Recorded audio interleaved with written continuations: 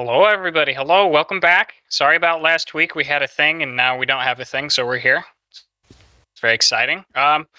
You may notice we are not the left, right, and center show anymore. There was some potential conflict with that. There's somebody else who's just been doing it for years. Yeah, not as good as us, obviously, but so we decided to do a little bit of a name change, and we went with Break the Silo. So, a little bit of explanation on that. You've probably heard us talk about this before, right? The idea that everybody lives in their own information ecosystem, right? And all of us, we all, we all kind of watch the people or gravitate to the news sites or the, personalities that all mirror what we believe because it makes us comfortable and we don't have to face up to things that sort of jar our worldviews. And those can be considered silos, right? So these are all silos that we're all living in the modern United States, and we think that silos are killing the country. Well, I mean, I do, but silos are no good. So we're here to break the silo. We're here to get you at least into our three silos, I suppose, our three merged silos. Yes. Yeah, I think it's a fitting name. I like it. Yeah, I'll take credit for it, right? I came up with it, right, Tim? Sure, I don't care. Oh, God. You're so you bad, came up with the first one, too. It's fine. Yeah, exactly. And grab the domain. All right. So tonight's going to be a little bit of a deviation from our normal format. We're going to do about probably an hour of news and memes. We'll have a whole bunch of clips probably off of this so that we can chop it up and give you a taste of what our clips are going to look like. And then after that, we're going to get into a deep dive on universal basic income, right? Who wants that money every month, right? So with that, Tim, I think you have the most news and memes. So let's start with you, then we'll go Chris, and then me. Sure. I'm going to start with one that is more just targeted at you, and I'm more looking just for an explanation. Like, I don't understand. Yeah. What is this shit? I don't understand how. Yeah. So right here, Hillary says we should not nuke hurricanes, and then Ben Shapiro says this is why you aren't president. And I know he's your hero and all that, and I just don't understand. It didn't make sense to me. Like, I didn't get it. So maybe you could fill me in on that one. Yeah, that's just good old-fashioned trolling. Yeah, let's nuke hurricanes. That's the answer, right? Trump actually everybody. That. Yeah, that's what reported. This was. Yeah, back on it. He's like, "Oh no, I was joking," but he was dead serious when he first said it. Similar to injecting. Maybe we could throw a nuclear bomb into the hurricane. Injecting Clorox or whatever it was that he was asking the doctor if that would. Injecting. Can we inject disinfectants? Can we inject bleach? Yeah, like, hey, look, Oh, I was just joking about that. Like, watch that video. There was not a joke in there at all. That was a serious question. Like, I just had an epiphany live. Oh, this is gonna win me so many points. What? Maybe the nuclear bomb would stop the hurricane, but then create some additional problems. Okay. So that was just pure trolling. Like, I literally saw that for the first time sometime last week or the week before. It's like, I gotta ask Nate what he was trying to say because it just didn't click. Yeah, I know. We tend to, like, for people that we really hate, we just kind of take them seriously when they're joking, and then we take seriously, we don't do it right. I don't hate Ben Shapiro. No, I know. I'm not really talking about you per se. Oh, I might say Chris, but even he's more reasonable than a lot of people. No, I hate Ben Shapiro. I'll always go on the record for hating Ben Shapiro. I used to like Ben Shapiro, probably up until right before Trump, or a little bit into Trump. I don't know, but I feel like Shapiro drug down that deep well of who didn't though. I mean, pretty much. It's the funniest things. Like, Ben could have even told you if you listened to him in 2015 up to coming up to the election, he would have told you exactly where the party was going, right? And every single commentator that I listened to, they all knew that the Republican Party was getting dragged into, populism and how it was going to be such a horrible thing. But then at the end of 4 years, everybody's on Donald Trump's side. Which, like what? I mean, it does make sense to a certain degree, right? He is the guy that you have, right? It's, as long as you're not hero worshiping him, like, yes, he's better than the Democrat, Oh, I From would disagree with point of that. view. Right? Yeah. Well, yeah, I mean, You I hope would. so. But like even like it's just kind of like a low stance to take to say, all right, well, we have a rapist in office, but at least he's better than the Democrats. You basically have like, we won't go down that rabbit hole, but I mean, the dude was. There are plenty other Republicans who arguably could have been good presidents. We ended About up that. with Trump. They were, Jeb Bush. Jeb Bush was a serious contender. Jeb wasn't that bad. I mean, he just got ragged on, and he wasn't that bad though. Realistically, he would have just been another typical corporate Republican president, like a Clinton.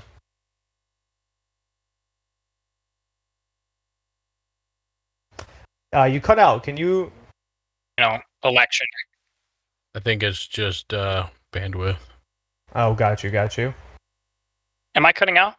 Only for Yeah. a second for me. Crap. Not I think you're excited. okay. We're in the middle of a thunderstorm to the viewers. Those out. Yeah. I mean, I don't think it was a coincidence. Those of you who are blessed with sunshine. I can hear like the downpour on the ceiling of this building, and I'm like not near the top floor either. So that's interesting. Cool. On that, I suppose, unless you wanted to say something else, it's over to you, Chris. What you got? Yeah. Give some live updates on this. We got some more people being found in the condo collapse. And, actually, an hour ago, I've been following this. Like, I mean, literally just an hour ago, they found some children, which is really, really depressing. Just like, look at that. That is so bad. Yeah.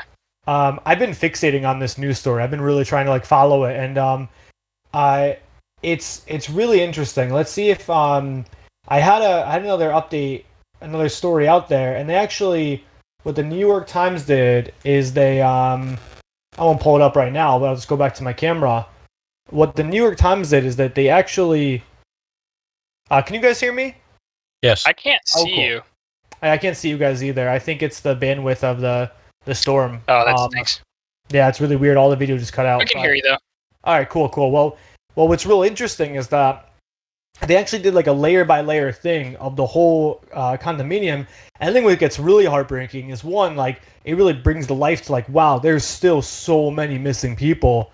But also like, the saddest thing to me is there were a lot of signs that this could have happened. And for the past 2.5 years, the condo board was actually just like bickering and fighting. It's like, well, we don't want to pay extra condo fees and we don't want to do these things. And so then the condo board all resigned, got replaced by people who did want to do this. And 70 days ago, the new board like finally was like, yes, we're going to pay for all these new repairs. And then here we are today. So it just goes to show that like, I don't know, it just hurt my soul. It's just like you got this collective body of decision making, and it was just like, oh, the price tag is too high, and it just sucks. I mean, there's no way around it. There's no black and white. There's no real lesson to learn from this. It's just bad things sometimes happen, and I don't know. I've just been following it real intently. Yeah. It seems like everyone's waiting for that finger to point at somebody and say, you're to blame, you're at fault. And it seems like, a lot of media you've seen has been pointing or trying to point towards the condo board and the condo owners saying, oh, they knew about this. There was reports saying there was problems 2 years ago. But then you dig in and you see the details of these reports. There was no indication of imminent danger, right? It was, hey, there's some deterioration. Things need to be done. Maintenance needs to be done. But there was no indication of imminent danger. There was no reason for them to think they had to get something done right away. And even the new condo board that got elected took some time to get through this and get stuff done. And their representative, from what I heard, said, like, yeah, we'd have done it faster if we realized that there was imminent danger. Nobody knew. Right. Unfortunately. The most it seems that they found was like, and it's concerning. It's like highly concerning, is that there is like some serious issue where the pool deck is, which if you look at, that's what I heard. Yeah, if you look at the layout, that's probably most likely what was the beginning of the collapse. Is like there was crumbling foundation, and they did identify they were gonna fix this. They were gonna go through and fix the structures, but But again, like just like you said, Tim, there was no indication this was like the whole building is gonna just fall apart in the middle of the night in the near future. So this was, I think, like just like you said, like can some responsibility fall on some people? Maybe, but at the end of the day, it's just messy, and there's no winners here, and there won't be. Right. It's just everyone lost. Yeah. If anything, Yeah. maybe there's something to be said about changing the last time a serious review on infrastructure of like older buildings in a place like Florida. The last time they reviewed it was because of another significant building collapse, and that's why there's a 40-year review thing. Right. Every 40 years, you need to be recertified. Maybe we can change that to 30 years. Like I can see that coming out legislatively. Maybe like, shave 10 years off that. I'm sure it's a pain in the butt, but it might be worth it. well, yeah. I heard they did it. I heard they did an impromptu inspection of other buildings in the area, and out of 24 of them, I think there were like 3 or 4 that were found to be oh wow. in need of structural reassessment or something like that. I didn't read I heard- that. That's crazy.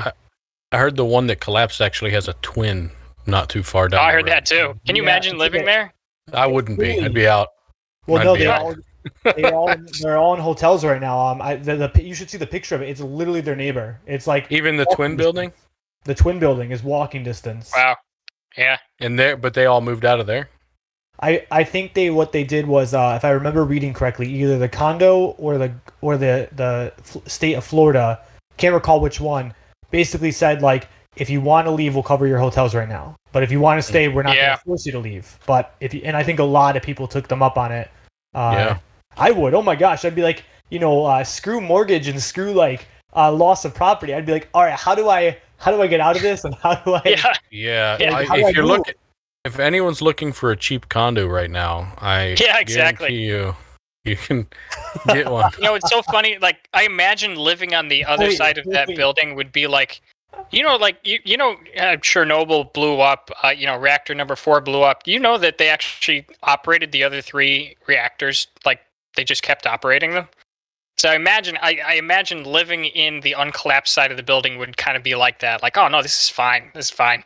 There's Oh nothing my wrong God. here. But I wanted to say, I noticed something that struck me about myself, and I assume this happens to other people as well, is how desensitized you are to the news cycle, right? It's like honestly, I probably scrolled past this story maybe once or twice before it really sunk in. It's like, hold on.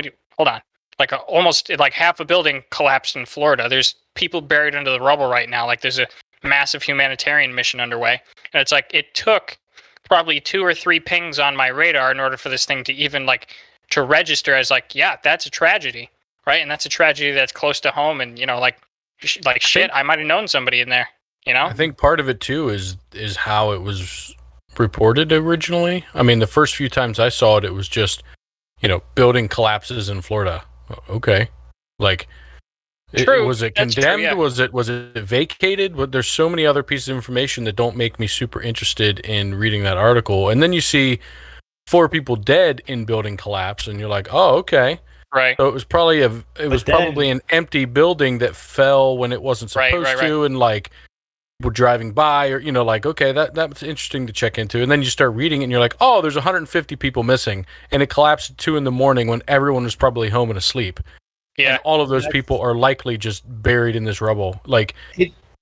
Then you're like, oh my God, Exactly. Some Yeah, that's serious PR from Florida. They were really minimizing early storytelling, because it's like if the first articles were condominium collapsed, 154 people presumed dead, we'd be like, oh wow, that's bad.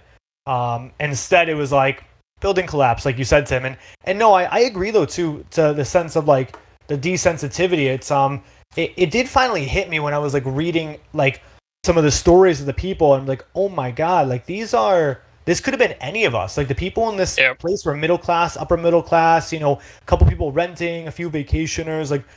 It really could have been any of us. There was retired gym teachers, there were young professionals working in finance. It just, that sucks. Just reading, I'm like, wow, this is heartbreaking, and it kind of brought some sensitivity back, because I think the news stories of our lives have really, have messed with us, where it's yeah, we'll read about some crazy stuff, and just desensitized. But no, this one still it hit me enough that I'm like, wow, this is really tragic. It's just totally tragic. I mean, it's our country. Like, I love our country, and like we have our disagreements, but like, damn, I don't want I don't want I know. falling down. I'm now maybe if it was a building full of rich people, right? I don't want rich people. Well, maybe so. I don't want rich people dying, but if Jeff Bezos kind of gets lost in space, Oh my god, I'm losing sleep over that. It's been shocking to me how seemingly slow they've been able to get through the rubble as well. Yeah, I read an article actually addressing that. Yeah, I haven't read anything, but I think you have two sides to it. One, if you go too fast, you could hurt people that are trapped under there, and the other side is if you don't go fast enough, they run out of air or die from starvation or dehydration. Right. I mean, you're down in Florida; it's 90-something degrees. Pretty sure you're in that rubble just a couple of days and it's over.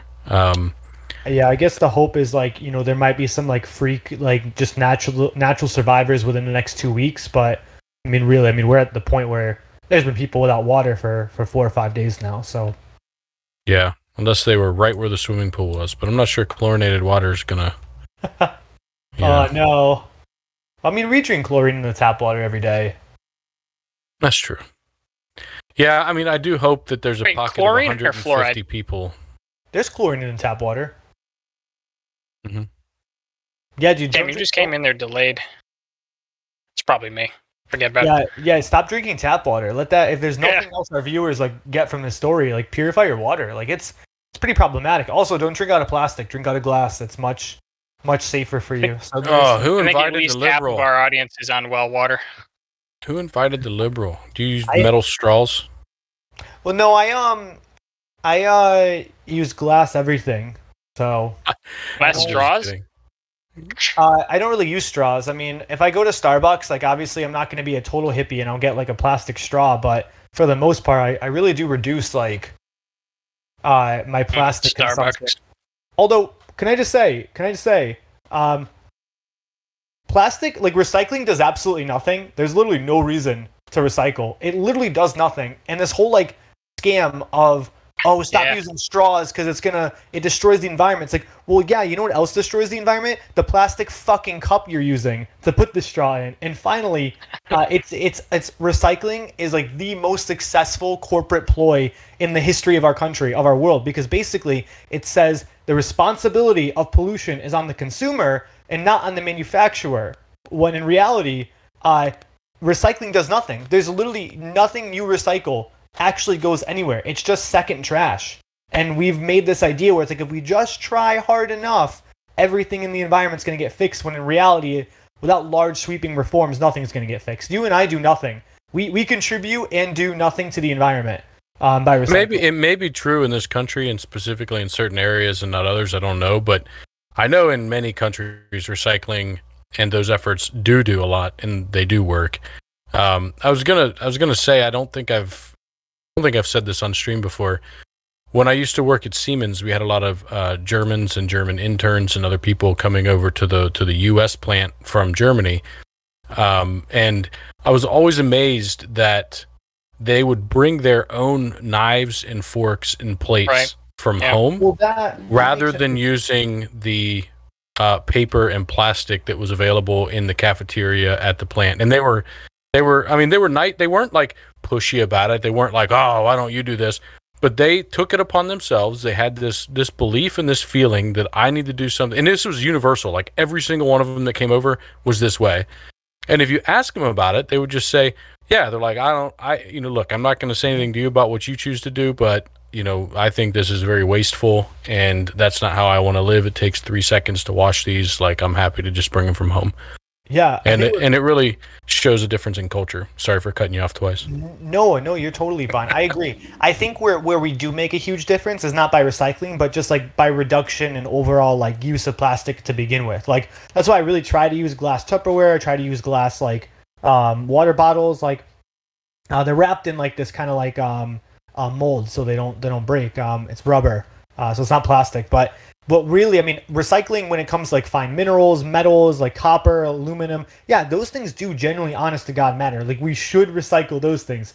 but plastics, rather, I think I just want to frame that like plastics are almost impossible to recycle. I mean, we created this idea where third world countries in China were buying our plastic for a while, but then they found that they actually can't even use it. So it's just kind of stocked into these giant piles of garbage of plastic in other countries. So I mean, really, what we can do is we can reduce what we use, like use metal forks, like that makes a difference. But actually, like recycling plastic, I think that's like we need to change the narrative on that. Like it doesn't really do anything. Yeah, I'll go ahead and just push back on both of you and say plastic is probably one of the greatest inventions of the 21st century.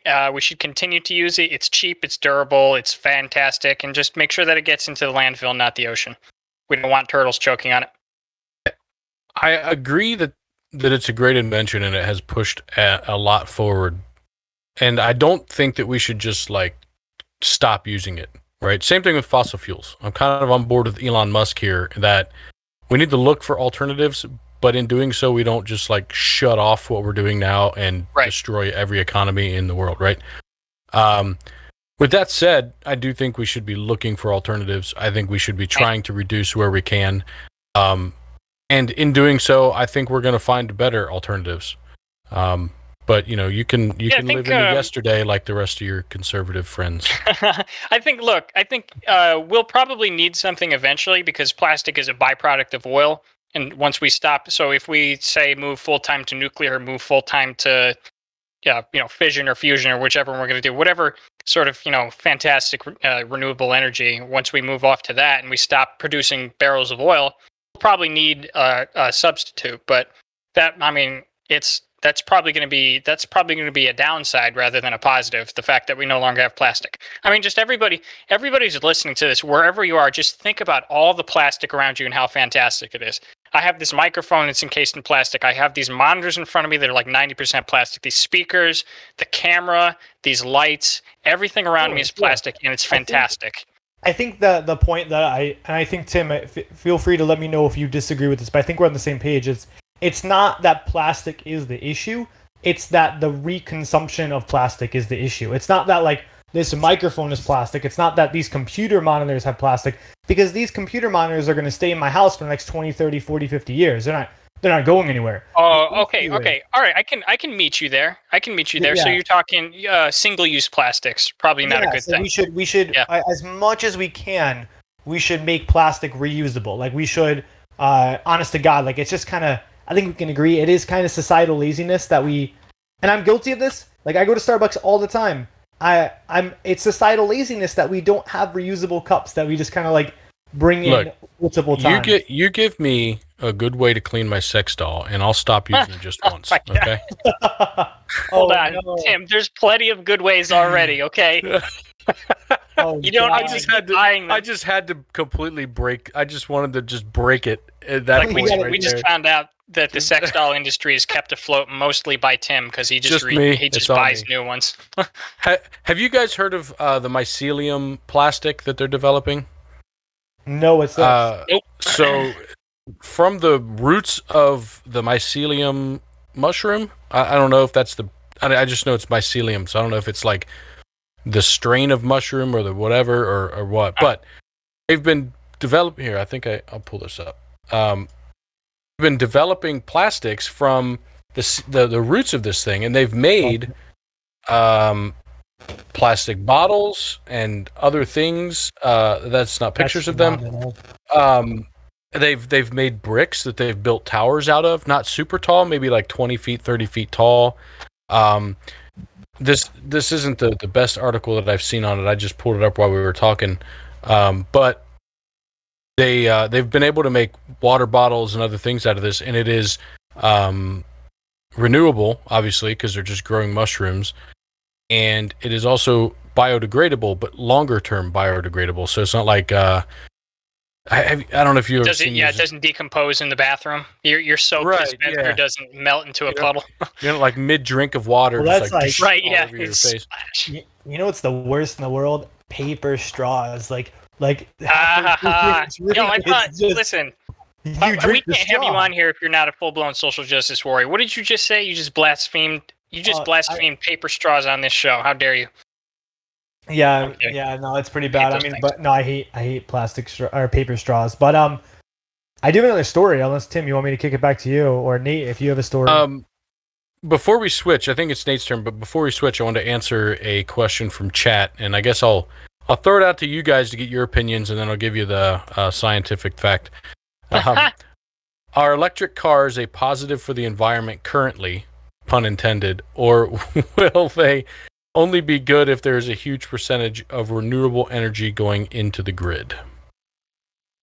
Well, Nate. I can tackle one thing real quick because I have a really Yep. brief comment. Go for and it. then I'll kick it to Nate because I can't necessarily answer the grid part of the question as well.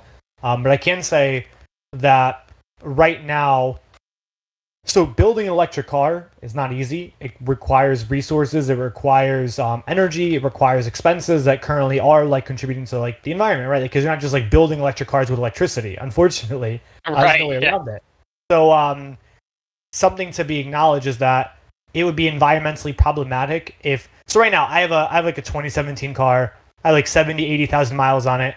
If tomorrow I sold my car or got rid of my car or for whatever reason kept my car and then bought a plastic, you got me all messed up, electric car on top of my current car, well, that's just a resource that didn't need to be made because I have a perfectly fine drivable car right now that You has. only want one car. Well, What kind of we have two. American are you?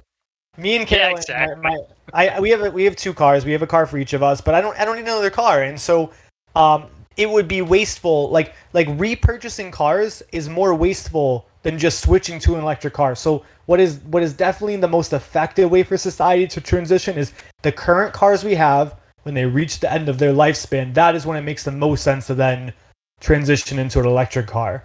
I want an electric Mustang so badly right now. I'm not going to do that because even though I could, but because I have a great car that is currently working. So I'm like, I can't just go and buy an electric Mustang. I'm going to wait and then You realize there are people that will buy your used car from you, right?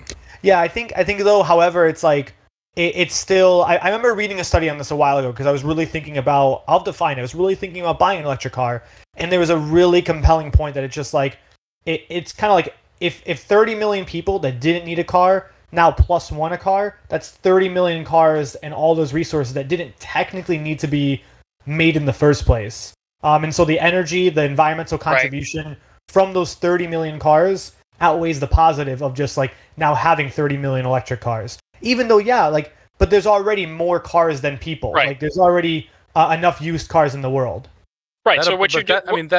Go ahead, Nate. He's making an ethical decision, Tim. What he's doing is he's universalizing his actions. He's saying, "I'm doing what 30 million people should do."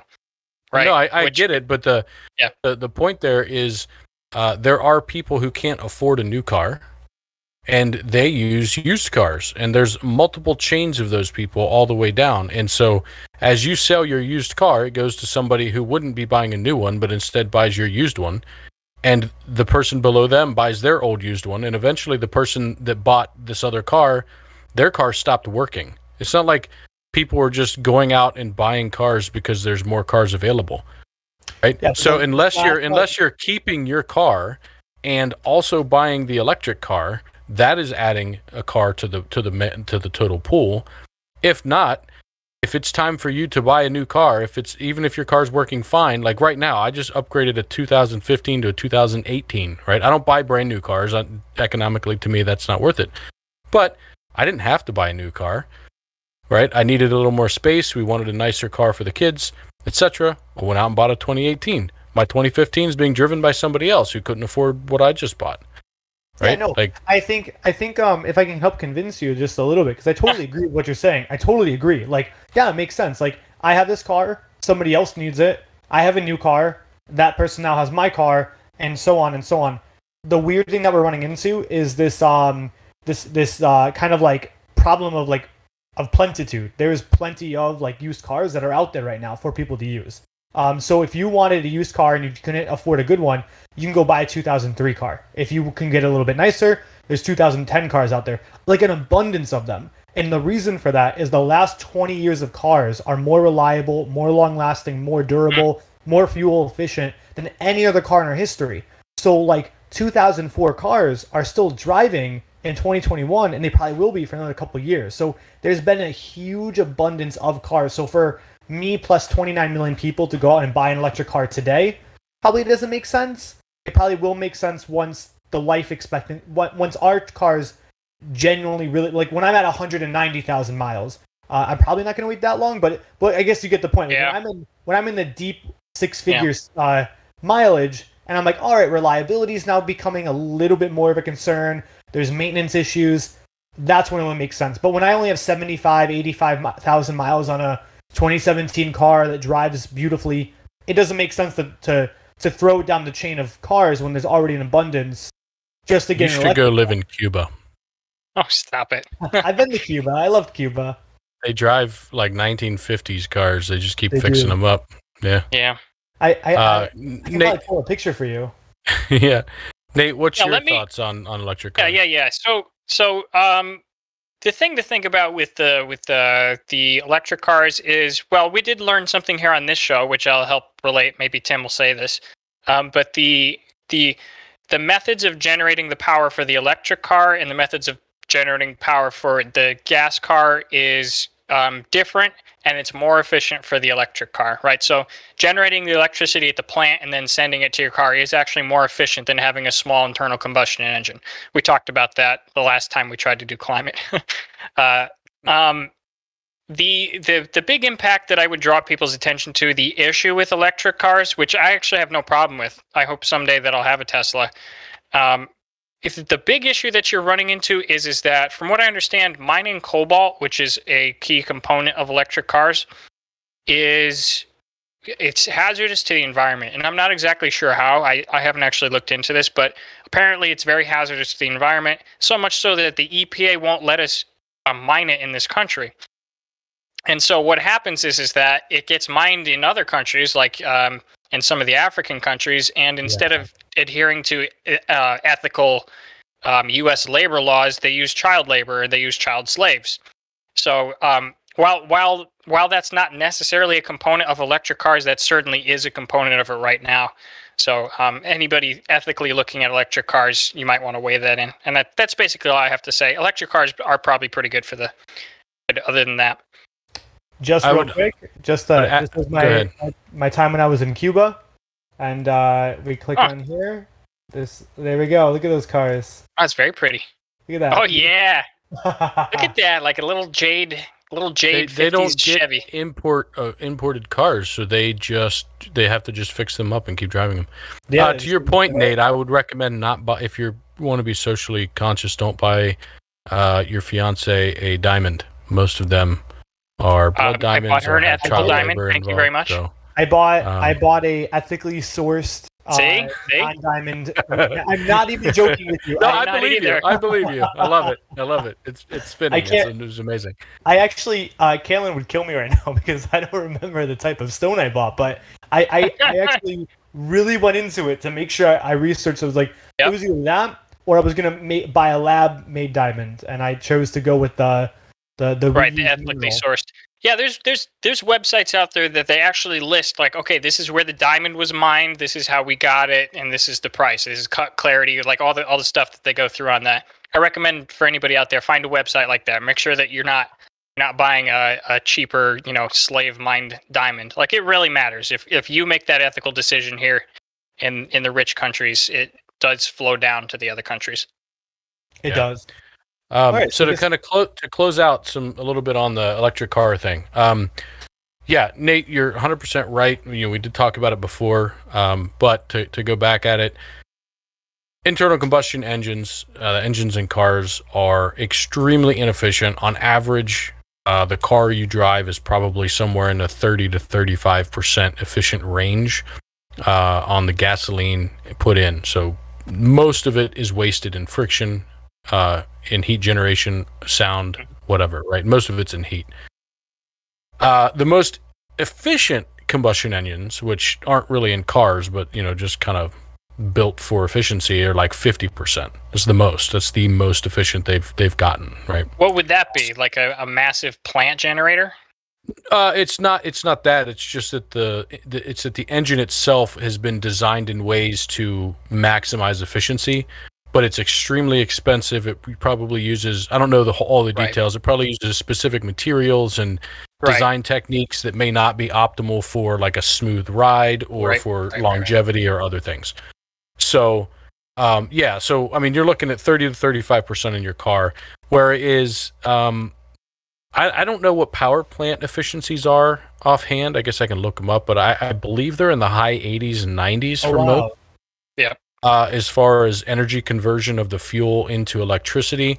You then have losses along the transmission lines, which are, in the, it depends on how far you are from the plant and the infrastructure and all that, but I believe that's in the like 5s and 10% on the high ends for most of those. That's why they take them to high voltage lines, because you don't lose energy when you're transmitting high voltage like you do if you're transmitting high current.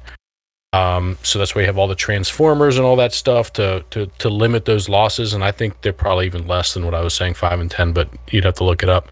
But I do know electric motors because I did a lot of work on those. And most electric motors are in the high 90% efficient. Right. So from the electricity, if you combine all that together, you're not even getting close to 30-35%. Yeah. No, you're not. So they're massively, massively more efficient. Not to mention the environmental regulations and scrubbers and things that are put onto power plants, coupled with a lot of the different green energies that are starting to come into play, make the energy generation a lot cleaner than gasoline to begin with, right? Your car burning gasoline versus the power plants burning natural gas or other things, your car's a lot dirtier as well. So across the board, from the fuel consumption and the energy consumption, electric vehicles are a lot more environmentally friendly. You then compare the manufacturer. You're either buying a combustion engine or an electric car, so you really just have to compare the battery and the motor to the engine. And I'd say the battery and motor are a bit more environmentally impactful at this point, but those are one-time things. Hopefully, the batteries last 20, 30, 40 years. Hopefully. That's the hope. So, one last, we're talking efficiencies here, but how does 30% gas efficiency equate to 90% electric generation efficiency in relation to CO2? Specifically to CO2? Coal to gasoline's not a 1-for-1 CO2 emissions, but what Tim's getting at is generally, you could generally say per unit of CO2 emitted. You could even say it this way. You could say per unit of CO2 emitted, you're going to have much more efficiency from the coal plant than you are from the gasoline engine. Now, again, that's not a 1-for-1, but that's basically what he's driving at. Yeah, there's a lot more digging in and getting numbers to say 100%, Daniel, but yeah, generally you're going to have a lot less CO2 output from electric vehicles as a whole. But, that's... Go see our podcast linked up above somewhere down below. Yeah, our long-winded environmental, or what was it, global warming or whatever, climate change. Climate change, that's what it was. There was a really deep talk on that, yeah. Right. Let me let's go to my news story here. This is something that I've been wanting to talk about. I thought about making this a big topic, but I thought I decided against it. It's mostly just a good news story. So this I was curious, Chris. I don't know if you saw this. I know I put it in our group chat, but I don't know if you read up on this or anything about this. But California evidently has state employee travel bans to other states in the United States. Wow. Do you know about this? No, I haven't read that yet. That's crazy. So, I can partially. Well, I'll make this quick. I can get at it. I mean, there are states that are vehemently doing anti-mask things, and the issue is we've now developed a new variant that might even impact people that have vaccines, and that sucks. It's not that kind of travel ban. Oh yeah, what's the travel ban? Yeah, let me read this out for you. So, California added 5 more states, including Florida, to the list of places where state-funded travel is banned because of laws that discriminate against members of the LGBTQ community. A total of 17 states. Oh, yeah? There's the new ones are Florida, Arkansas, Montana, North Dakota, and West Virginia. A direct quote from the guy who announced this, who's the he's the state attorney. He said, "Make no mistake, we are in the midst of an unprecedented wave of bigotry and discrimination in this country, and the state of California is not going to support it." So, Well, that the travel ban is not for citizens. The travel ban is for state employees. yeah. And I'm And there are guessing only it's for exceptions state for honoring- employees on the state dollar, like for work. Yes. Well, first, Yes. there can't possibly be that many people that on state-sponsored work are traveling from California to Florida. I can't imagine there's a lot of people. Well, because now there's zero. well, now there's so it seems to be, you know, if it's safe to say, like, it seems to be a very political, like, PR related move because first and foremost, this probably impacts virtually nobody. Like it impacted a Californian rescue team to the condos in Miami that could have been paid to go. Oh, you know who it does affect? Who? Any of the Santa Claus. state teams. Any of the state teams, they don't get funding to go play games in other states. Oh wow, yeah, which just means that it just comes out of someone else's pocket. Like it just means the individual. Right, they have to get donations or they have to pay for it themselves. Yeah, it'll fall on another way. So I don't like that mentality though, Chris. I mean, I don't either. I don't. Of like saying like, well, you know, well, at least it doesn't impact anybody, so it's fine. No, like, no. What I'm saying is like I disagree with it. I'm just saying like as a state, I can see a state public official saying, how can we make a big statement against anti-LGBTQI laws? Let's ban state travel because it doesn't impact us. What does Impacts I their- stand for? Intersex? I think it's intersex. I'll be honest, I don't know. I just respect that there's a new letter, and so Gotcha. It's I intersex. just hadn't. Yeah, I just didn't know. yeah, no, I was genuinely asking, not trying to spotlight you. I figured you No, would know totally, this, right? totally. No, you're good. You're good. But yeah, no, I mean, I totally agree. I think this is it doesn't do any good to anybody. It is just I can see the politician wheel in the background. It's like, Right. oh, okay, I can see why they would do this because it's a politically like advantageous move in California, and but it means nothing. Like it means nothing because there's very few people, if any, that it impacts. And so, however, I think it doesn't make any sense. Like I disagree with it, but I'm just kind of like as like I guess the in-house somewhat politician that is why somebody would do that move because there's very little consequence like from a political standpoint. Yeah, I hate it on multiple fronts. One, I think it builds silos, right? You're trying to isolate ideologies. What, like I get the idea of like, hey, we don't want to support your state, we're not going to send people there or something, but like at the same time, you're not sending people that have the ideology you have that may somehow spread it some while they're there, right? It doesn't. I don't. Hardly. I mean, if you're in the They Californian are not government, breaking you're the silo. very unlikely that you're going to catch conservatism. Yeah, I mean, but it's like also context matters so much. The people we're around, the people that we actually have discourse with, generally like molds and reshapes the way we think. And so Yeah. I'm sure, Nate, you've left this podcast with a bit more left ideas before, and I leave this 100%. podcast totally. There are conservative things that I could have never have imagined agreeing with, Right.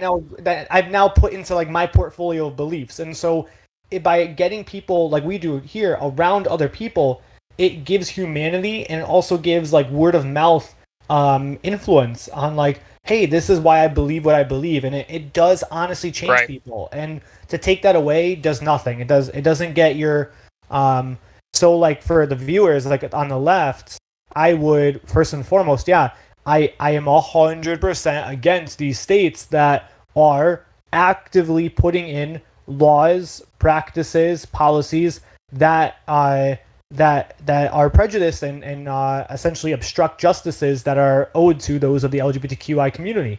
With that said, like I also disagree with California because there's other ways to discipline. Maybe there's a financial way to discipline, but this is a PR move. This doesn't create any Right. productivity. Right. And I would, of course, say that the legislation that's being introduced does not merit this travel ban. But, I mean, obviously we would disagree with that. However, I did also want to point out that California does not even have a travel ban on China.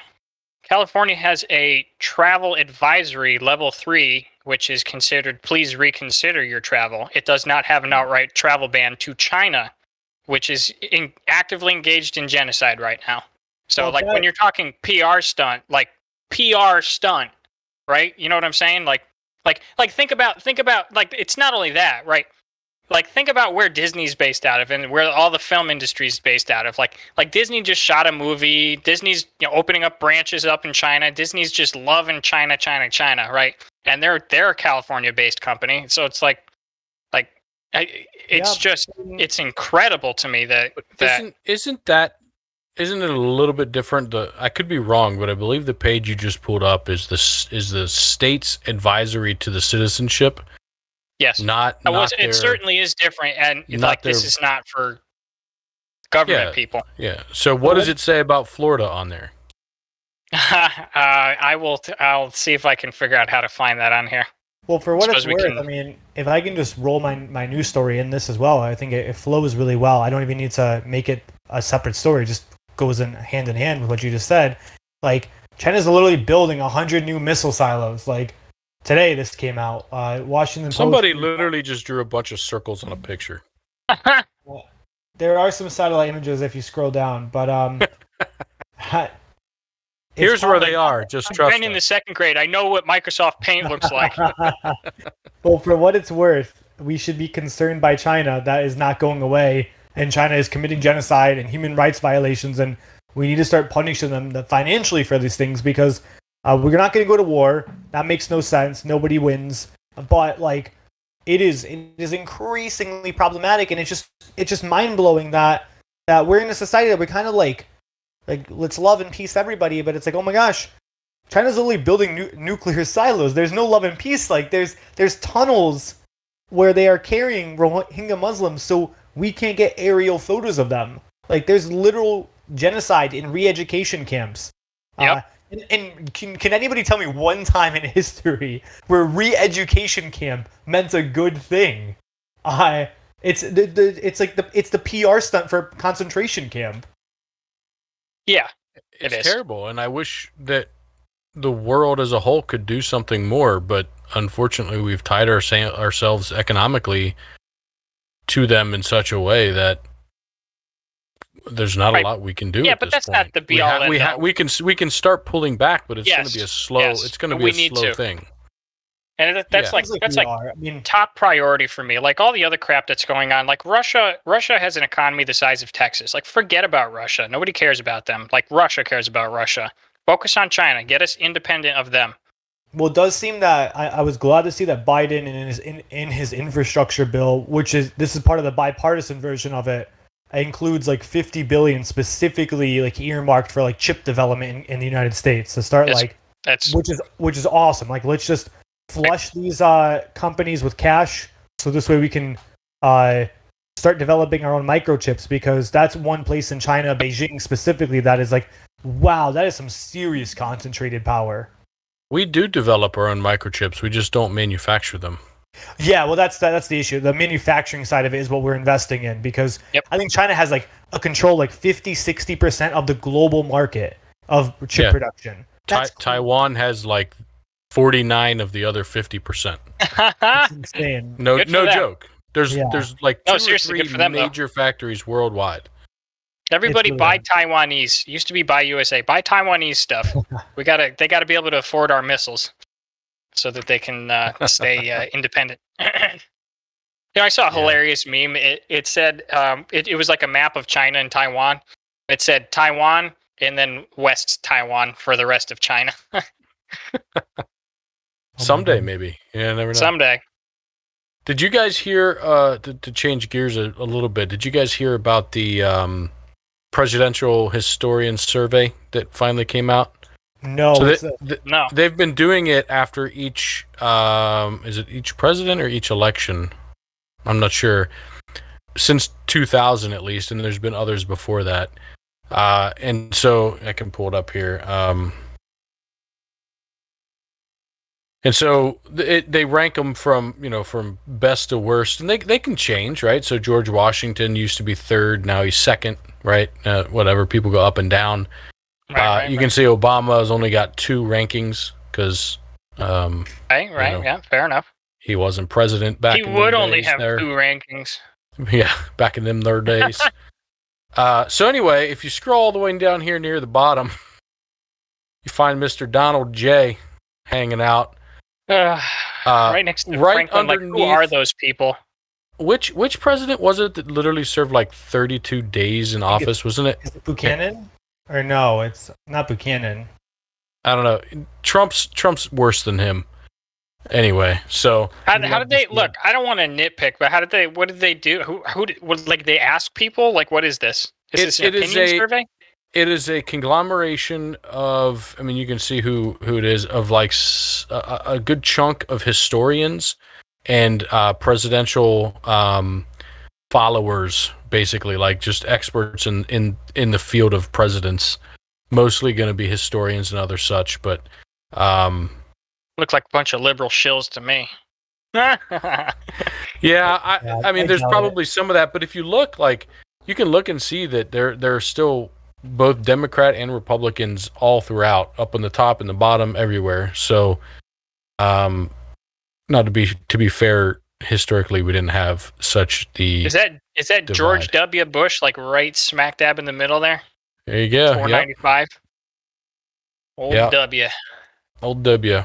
So anyway, I thought that was interesting, and then I pulled it up on the good old Wikipedia, which is, nothing can be wrong on Wikipedia, and this shows you the ranking from these different locations, right? So, C-SPAN, a bunch of different. Okay. Wall Street Journal, like different, different. So this is 2000, 2005 or 9. So both C-SPAN, but down here, down here's Mr. Trump, right above Biden. So Biden, he may be the worst president ever right now. We'll see. Right, because he has. Yeah, he would have 0 results. He doesn't have a ranking yet. But this is actually sorted by president. Yeah, that looks. I was going to say that looks like chronological there. Yeah. I just thought I'd play the fun game. You actually want to look at the numbers here and the colors. So green is good, right? Then blue, then yellow, then there's Donald with a bunch of red. But that says 4th place to me. That's all that means. 4th quartile. He is in the 4th quartile. Place. That's behind. That's behind the Father, the Son, and the Holy Spirit. Yeah. So I don't know. I just thought that was an interesting little. That is interesting. Little thing that came out. I thought I'd throw it out there. And I guess if we're gonna stay on Trump, since that was a quick one, I'd been seeing a bunch of articles over the last couple of days saying, New York. I think it was New York, but Trump expected to be charged with tax evasion and and even as early as this morning, saying it was going to happen on Thursday. I just saw this. That's right. I was hearing about that. I saw this right before the podcast started, so I really haven't had a chance to read through it fully. I skimmed it. But it looks like typical Trump fashion, all his followers and supporters get screwed, and he walks away scot clean. Let me rephrase that title for you. Trump's CFO did some illegal shit, and Trump didn't. Dude, this is Fox. This is on Fox. You don't have to twist your own twisting. You can't tell me that if the CFO did something illegal that Trump wasn't somehow involved or knowledgeable of it. You can't tell me that. That's pure speculation there, homie. That's let me rephrase it. The first employee of Trump ever to be charged with a criminal... Oh, no, wait. The only remaining employee of Trump that wasn't charged with criminal activity now has been. Like... At some point, you have to just realize that he is as crooked as you can get, and he's really good at shielding himself, like mobsters and other things, right? Like, I've been watching Narcos, and I'm just saying, like, Pablo Escobar was only charged with minimum drug trafficking. And it just at this point, I've accepted that we live in a very flawed society where the rich and powerful are not held to the same legal standards as the three of us. So, let me ask you about that. So I wanted to, because there's also very elaborate systems of this, that, and the other thing, and some things get quasi-illegal and whatnot. Like it gets complicated for sure. But, Chris, I've been wanting to ask you kind of about this kind of stuff. So, like, the Southern District of New York Attorney General or whatever it was, I believe I have the correct station there. She got elected basically on the promise that she was going to prosecute Donald Trump for crimes. And she was not specific about what crimes because they don't know what crimes that Donald Trump had committed at the time. Yet she got elected on that campaign promise. And so since then, the Southern District of New York has been a hammer in search of a nail at the Trump organizations, looking for crimes that they're not aware of. And I gotta ask you, how is that fair at all? So Trump was a very anti-establishment character, right? Especially in New York. They took particular offense to him. So the establishment came after him looking for crimes. And I'm not saying that, if he committed the crime, he doesn't deserve to go to jail for it. What I'm saying is that how is that fair that you being the anti-establishment candidate brings all of this down on you when you're just like how's that fair? Your political opponents get to not only target you but get elected on the basis of targeting your organizations. How is it fair that by putting myself in the national spotlight and bringing massive attention and division to the country because of my actions and to myself, that people are going to actively investigate my actions? Every divisive, you're telling me that every candidate out there that's divisive gets to have their whole life turned over with a fine-tooth comb by the IRS in the Southern District of New York, without knowing that there's a crime. Well, let me just say it this way. Like, first and foremost, if the narrative you gave is accurate, then yeah, I would agree that's unfair. Secondly, I'm just going to quickly, all presidents, anyone who runs for public office, just has to accept their life's going to be turned upside down and they're going to be judged as if they're supposed to be something they're not. And that's just the reality of it. Every single public official is a human. Who am I to cast the throne, right? The stone, that type of mentality. But yet we all cast the stone. Finally, to my understanding, and I have to do some review on this because I'm definitely on the spot right now. Yeah, I know you're accepting my premise, so I believe there was a significant amount of suits that wanted to be brought before Trump, but when you're the president, you can't be sued. And so I think there were financial issues, settlement cases, tax evasion, there's sexual assault cases. Right. These things couldn't actually be brought before the president because he was the president. But now that he's not the president, there's now the ecosystem, there's the breathing room to now finally bring suits against him. I think that is where I would imagine she campaigned on, but I could be wrong. But I think that's where these suits are materializing. At least that's from the little I've read on it. That's what the left is most likely would say. Yeah, and I was going to say that too. Is that I had heard that all of these different charges and investigations were trying to be underway or waiting for him to not be president to get underway because of exactly what Chris said. So I don't. If your premise is true, it is what I was trying to say before. Is it's not fair, but it is what you expect when, as Chris said better than I did, entering the public servant realm. That's what happens to you, right? Like, unfortunately, fortunately, however you want to look at it, your entire life is picked through, and that's kind of the direction that I was trying to say originally. Right. So. I think it's. Let me just say, if I ever run for office, you better believe some PR firm is going to have like 20 interns watching every second of this podcast. You're going to see. Oh my God! Yeah, they're like, oh, clip it. You're going to see. He just said he hates paper straws. You're going to see at least plus 40 views on every single one of our podcasts. Yeah, exactly. Like, well, hey, thanks. You guys got us monetized. You pushed us over the hill there. We appreciate it. Now I don't need this job, so. Yeah. So. Anyway, I thought it was interesting that the CFO got hit and Trump didn't. But everything I saw said they were going to charge Trump tomorrow. So I don't know if that article from Fox was premature or not. Like, they may still come out and charge Trump. They just got the CFO today. Right. I don't know. Well, I know they were trying to get him to flip. I got to say, look, if that story, again, if we accept the story's premise, like all of the news cycle about it, which I have a hard time doing, but if we accept the premise that they've been leaning on the CFO and trying to get him to flip on Trump, and he didn't talk. I mean, that CFO's like, as soon as he gets out of jail, hire him for your company, like, because that guy, it didn't make a deal. No, like, I don't know if there was a deal to make, so maybe that's why he didn't make it. But like, he didn't flip on Trump. Maybe the CFO knows that Trump was really close with Epstein and McAfee, and both of those guys were about to flip. Oh God, so McAfee. Did you guys hear McAfee apparently had sex with a whale? I bet he did. I'm not even surprised. No. Did you know McAfee was saying that if he ever committed suicide, that it was murder? He's recorded saying. Yeah, I did hear that. I did, but that dude was. If you've ever heard that guy talk, like, oh yeah, he's first of all almost always on drugs, and second of all, he's a paranoid. He's like clinically paranoid. He is. But maybe paranoia for made good him reason. millions. He did kill a guy.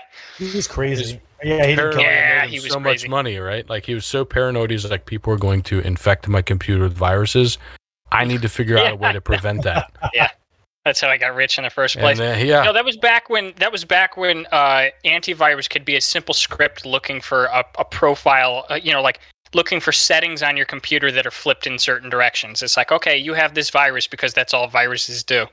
And so he put that together. Somebody offered to make him a company. He made the company, became a multimillionaire, and then proceeded to lose his mind and go have a harem in Belize or South America. He's been pretty crazy. Yeah, he's a figure. He certainly lived his life. He enjoys life. He said, I enjoy life. Yeah. I would never kill myself. I enjoy my life. I love me. That's what he was saying. I don't know. I believe, as crazy as he was, I do believe that he loved himself and enjoyed life. But I also believe that I think it's possible, because I also believe that if you love life and yourself that much, and then you realize you're going to be stuck in this type of cell for the rest of it, that you may not love it as much anymore. Maybe. Yeah, it's possible. Wait, did he die? Yeah, he died. You didn't know that? Oh, that's the story. Oh my gosh, no, I thought we were just talking about him. Yeah, no, we didn't even have that story. We just brought it. Somebody. Did you say McAfee? Wow. I said McAfee as a joke, assuming everybody knew. If you didn't know, McAfee committed suicide in Spanish prison. John McAfee. Waiting to be extradited to the United States. Correct, and the extradition was finally approved, and then he committed suicide. What was the crimes for? What was the extradition over? Tax issues.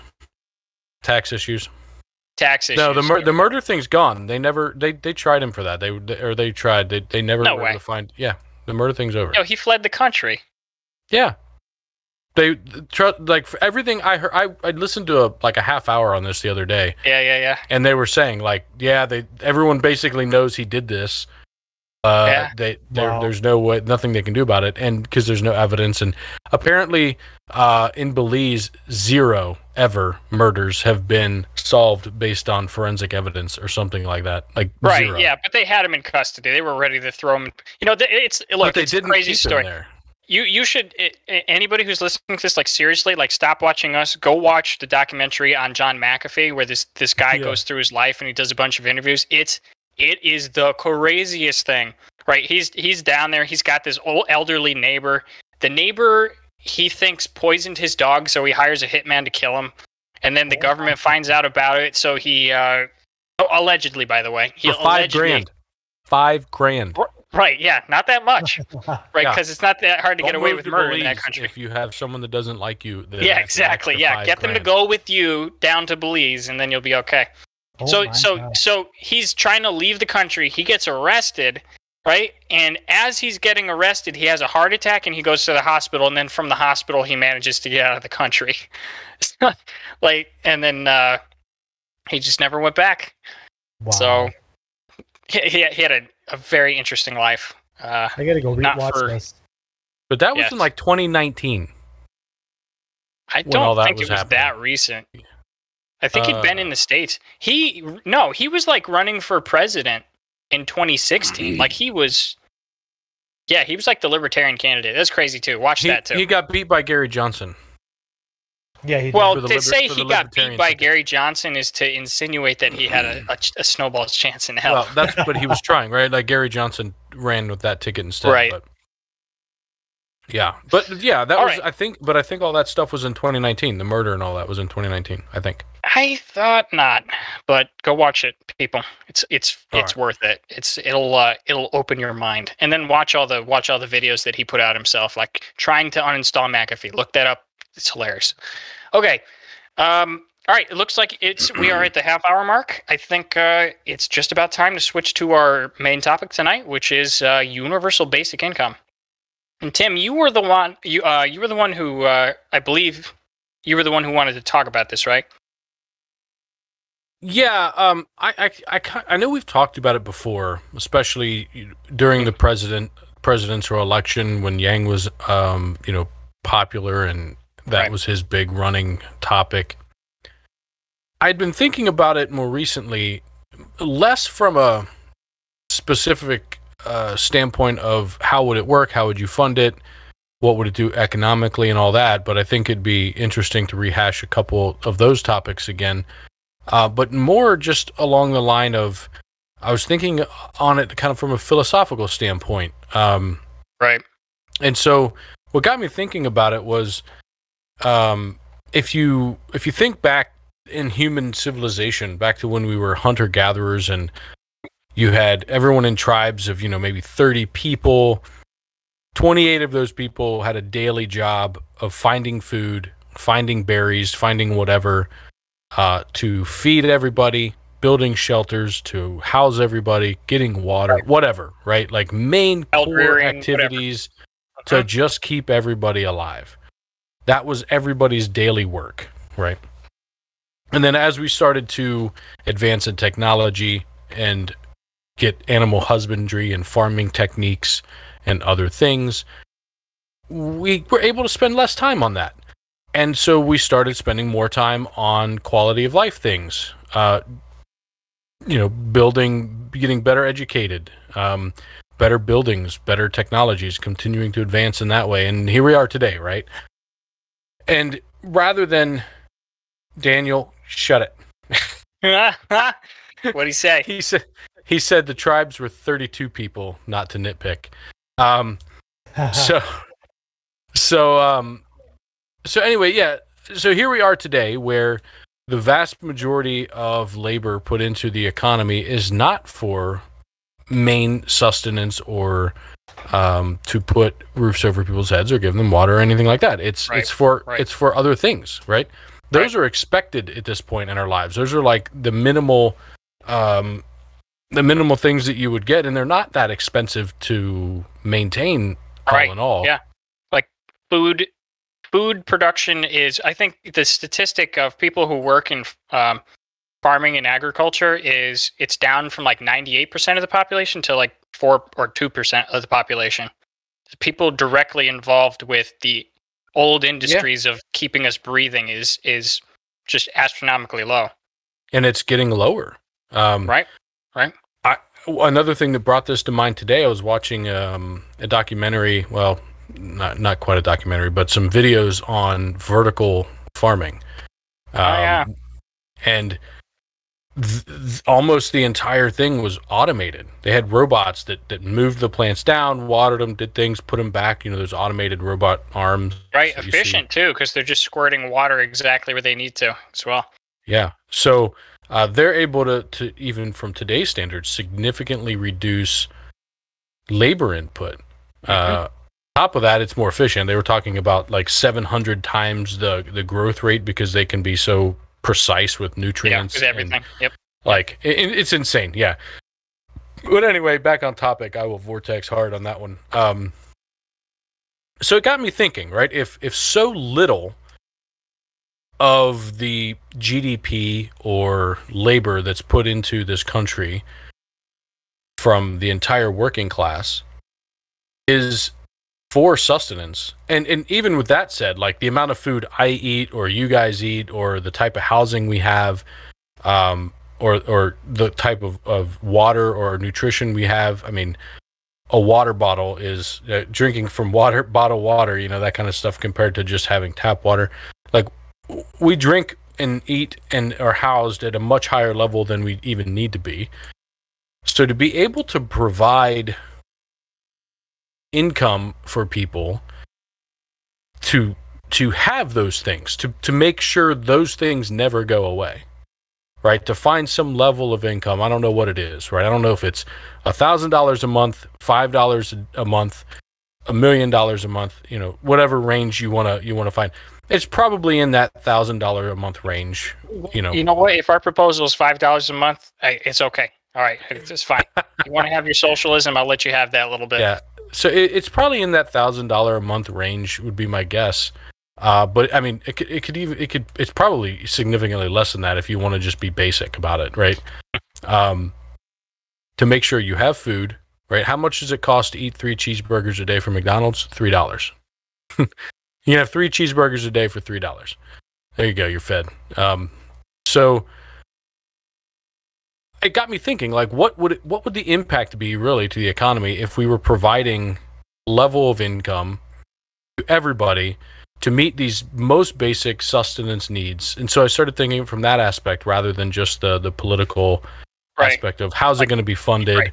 Yes. What's it mean politically, why is it a good thing or bad thing to run on this type of campaign? And I thought it'd be fun to hear your guys' opinions on it from that aspect, at least to start. Looking at it from that aspect, as we continue to automate, as we continue to reduce the amount of labor that's required to provide these essential things, it makes it cheaper, essentially, for us to guarantee those things for society. So even though in the past it was difficult for us to do, and so we've never done it, now that we're getting into a time where it is something that we possibly could provide without impacting most people very much at all, is it something you think we should do or could do? And what are your thoughts? I have done so. Yeah, I pretty much agree. I mean, I think we should do a version of universal basic income, and I took it from a little bit of a different side. So the philosophical side of this, I think I'm already like on that deck, and so for me, I was like, how can I logically understand and wrap my head around UBI? So I feel like, Tim, you and I have like switched roles a little bit, because I actually have graphs and numbers and all that right now. So I'm sure he does too, but we're just doing general takes on it at this point. I think we can probably get into more details in a little bit. Sure, then I won't get in the weeds yet, but for me, I think then that when we look at a society as a whole, I believe we are judged by how we treat our lowest members. I think that's like a major principle of the left, is like, how do we treat the lowest members of society? And not to get morbid or dark humor or anything, but it's like, basically, there's one of only a few things we can do for those people that are severely struggling with poverty, homeless, drug addicts. We either do nothing, which is kind of what we do in many respects. We kill them, so now they're not a burden of society, or we actually help them. And I'm very much on the side of the fence that we actually help them. But those are, when we just look at the cards on the table, that's what society can do. Finally, beyond that, I truly believe, and I have a lot of fun information I'll get into that will back this claim up. I truly believe that UBI does not disincentivize work at an aggregate level. When we look at, in terms of normal distribution, some people work more, some people work less, some low-paying jobs will be subsidized, some high-paying jobs will be subsidized. However, at the end of the day, I think what this really allows us to do as well is make for a society that can invest in the parts of it that currently are not financially feasible, the arts, creation, those types of things that really, to me, are worth living for. And finally, more than anything else, I think it actually breathes life into the room for innovation. There's so much potential. If we are able to help those people that are struggling, were born with high IQs, but maybe they're in a zip code that is predominantly poor, we can change the game and breathe life into more geniuses. We can help. There's a whole study on this idea of the Einstein problem. Why in the 21st century do we not have more Einsteins? Because we have more people. And the answer is we actually do have more of them. They just never get fully realized, because if we look at second, third, fourth grade math IQ scores, a lot of those potential innovators, engineers, designers, game changers with these massively high IQs are in zip codes that don't allow them to actually flourish. So this, I truly believe, helps society get to that place. So those are my ideas, and I have a lot of facts and figures to back it up. But Nate, I'll kick it to you. Okay. Yep. All right. So I'll definitely kick back on some of those. I don't know if I'll do so directly right now in my summary. But I mean, we can start with something super easy about UBI, which is that the price is astronomical, right? We're used to the T word now, trillions, but it would be trillions of dollars of money. And we only take in, the federal government in 2020 only took in like 3 trillion in revenue, or less actually, or around there. I have the stat pulled up. We'll talk about that later. But I mean, it's a significant portion of the federal revenue as it stands. So you're either going to have to raise taxes, or you're going to have to raise taxes, or you're going to have to, go into debt. And both of those are issues, especially because I don't particularly like. So you're either going to raise taxes on people who need that money, or you're going to take it from the rich. And as everybody on this podcast knows, I don't condone using rich people as America's piggy bank. It's just not how I prefer to operate on an ethical standard. Then aside from the cost, there's also the psychological issues that I have with it. So I don't believe that we're designed to be handed stuff. And Chris, you were talking about you don't think on a broad base that it would have a negative impact on the work environment. I would push back on that 100%, because we have, I mean, the obvious effects of the $300 federal unemployment tax right now, or I'm sorry, unemployment insurance right now. Even just those $300 is keeping people out of work. So on that point, hold on, I want to chime in on that point. That is, I last time we talked about this, and we were talking about, because I was making comments about when I was traveling, I couldn't even walk into restaurants. I've done some research on that since, and the unemployment is a factor, but it's one of, I think it was 4 main ones that I found, and I'm not prepared to fully talk about this because I wasn't thinking we'd get to it, but some of the other ones are, one of the main one that I read was from all the studies that they've done on this up to date, which is very short time, is current. Is that the main one is parents not going back to work yet because of childcare expenses and not being able to or wanting to get their kids back into school, daycares, etc. Yeah, that's a good point. Yep. Another one is there's a significant number of this isn't number 2, I don't think. I think this is number 3. There's a significant, number 4. There's a significant number of people that are afraid to go back into the workforce, like nervous about COVID and all that stuff still, right? Right, especially waitressing jobs. Yeah, and so, but the main one and number 1 and 2, right? So I already said number 1. This is either number 1 or 2 as well. Is people early retiring, the boomers. So my mom is actually one of them. My mom has been a restaurant manager for 20-something years. Yeah, and she's 60-ish. She still has more time. She'd still be working now if COVID would have never happened, but she's done. She's not going back to work. Right. And so there's a lot of other factors that are playing into this labor shortage, to where the unemployment part, the extra money, is one of the smallest, if not the smallest, of the 4 main inputs. Okay. So all right. So then, granted, one last thing. Let's not forget, like 500,000 people died. That's 500,000 jobs that are now unoccupied. Available for immigrants. Okay, just 80% of those people were non-working age. Those were all mostly retired people. Yeah, sure. Still 500,000 people died. That is true. I wonder. That fixed the job market somehow, right? Like, I'm sure it does. It's a lot of deaths. All right. So my point still kind of generally stands, right? So where, and again, okay, so there's a good distinction. I'll throw this out so you guys don't have to address it later. There is a difference between the unemployment insurance, which means you either work or get this free money. The universal basic income, obviously, you get whether you're working or not. So like you can still go to your Burger King job. It's just that you come home to $1,000 extra. I get it.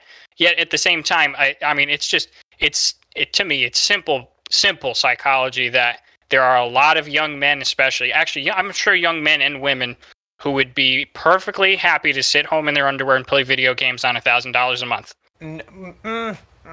So we can get into that if you want a little bit later. Can I push back on that now, or do you want to kind of continue like a full circle?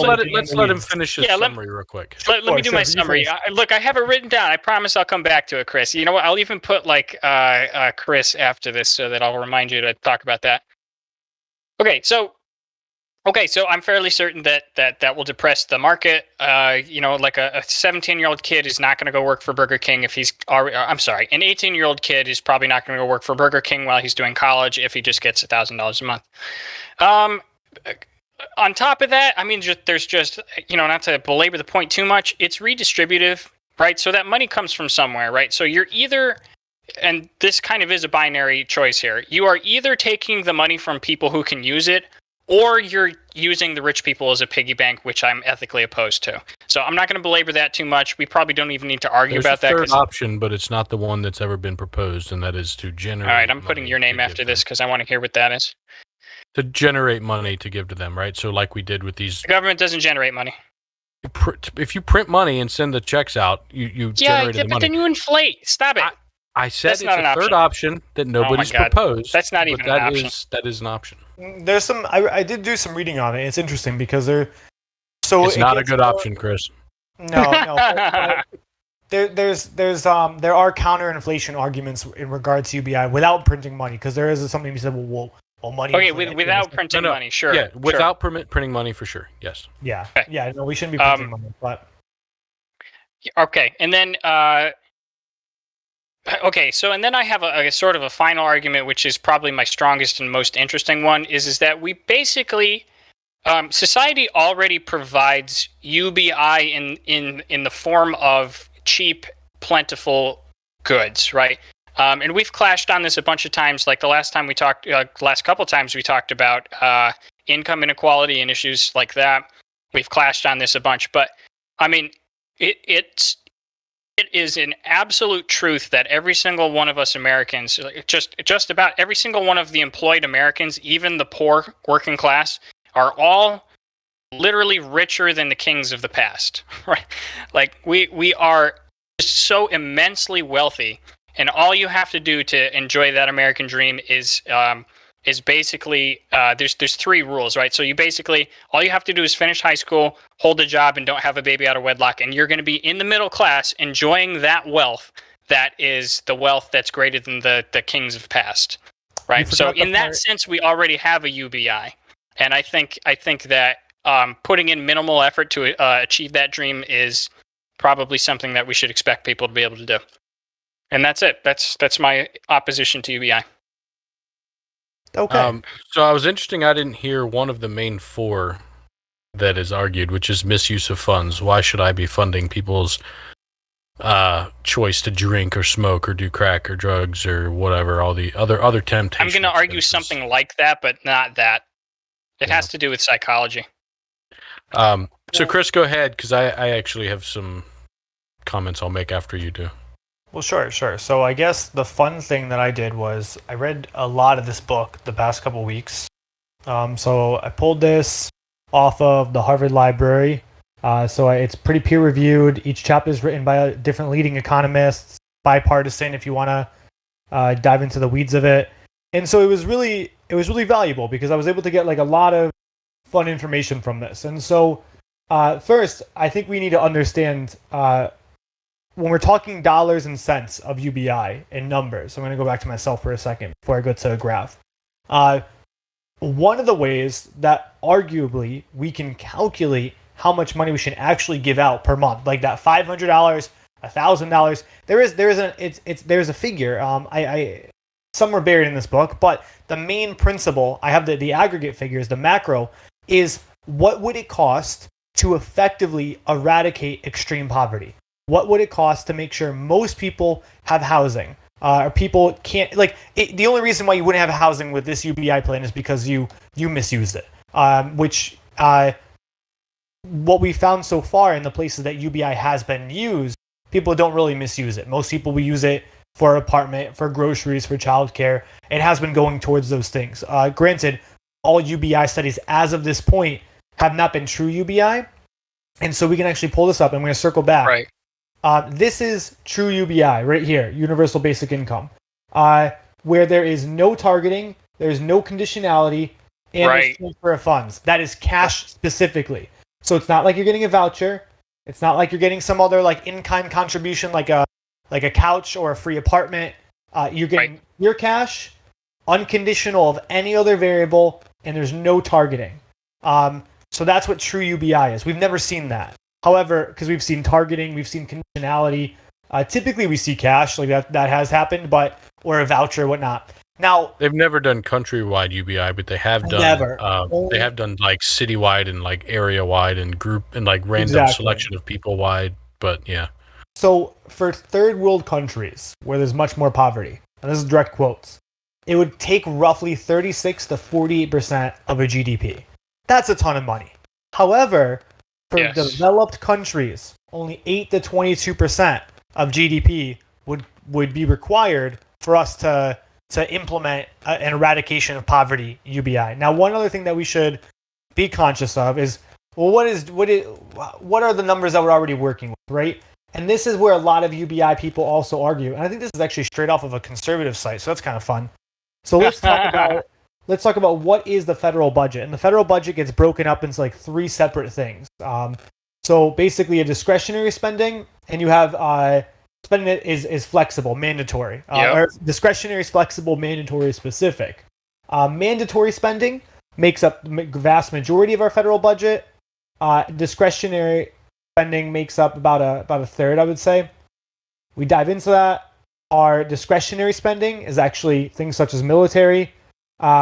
Military obviously is not going to change with UBI. There's no polling from military really. Well, maybe a little bit. There's an argument for that. There's an argument without a doubt.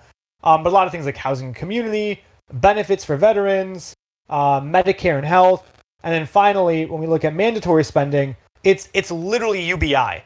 In a sense, it is social welfare. It is Social Security, unemployment, Medicare, which is universal healthcare for the elderly, and then some more veteran benefits that get packaged.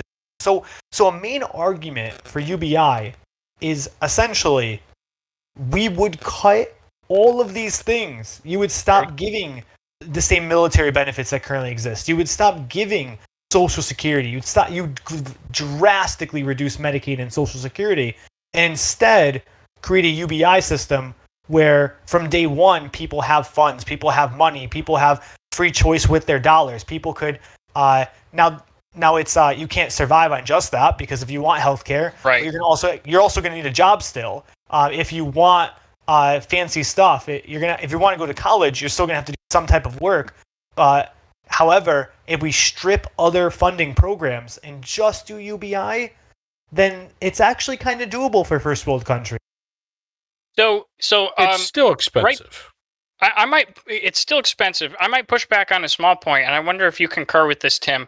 So Tim, I remember when we were talking one night about who takes the resources into any given medical insurance pool, and it turns out that who takes the resources. Yeah, so basically who uses the money in any given insurance pool, and it turns out it's a Pareto distribution, which basically means that most people don't use the money that they pay into insurance, and then there's a tiny, the 1% basically end up, like they're the ones that end up with cancer, they're the ones that end up with, like chronological diseases or things like that, so they end up pulling out more. So my point to you, Chris, is you're actually pulling back from the more compassionate thing, which is like this person is on Medicare. Medicare covers this, even though Medicare is whatever, like it's good or bad. But when you have this cancer, it does pay for it, even if it maybe pays for it imperfectly. However, with universal basic income, you're limited to that $1,000.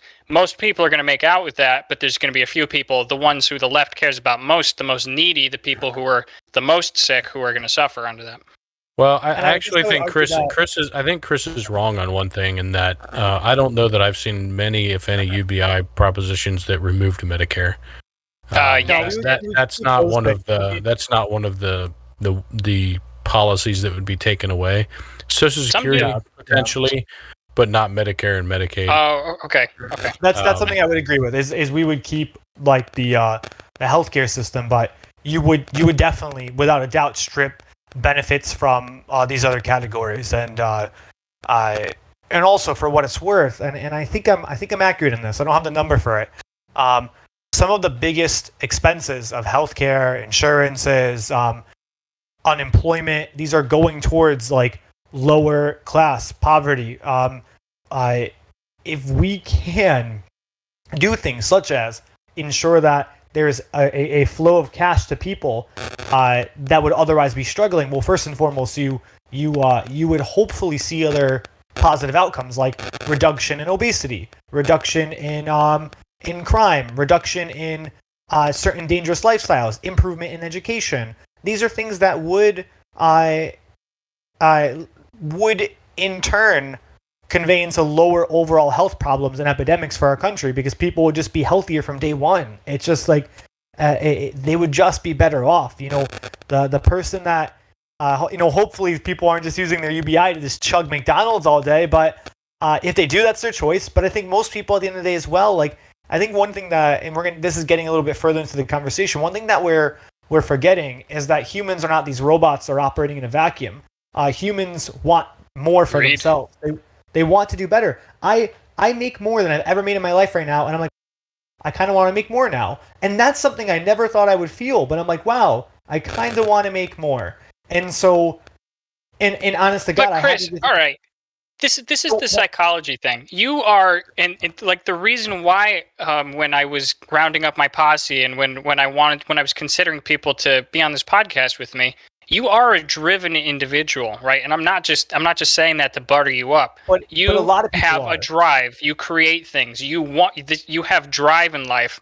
Not everybody has that, and I feel like optimistic and driven people like yourself don't realize that there are plenty, or if many people in the society, like a good third of society, who doesn't have that drive to do better. And if given the choice, they would sit at home in their underwear all day long and take the $1,000. I can agree that. So there's been studies that on not, again, to Chris's point, there haven't been any countrywide widespread true UBI policies and programs. There have been some smaller trials.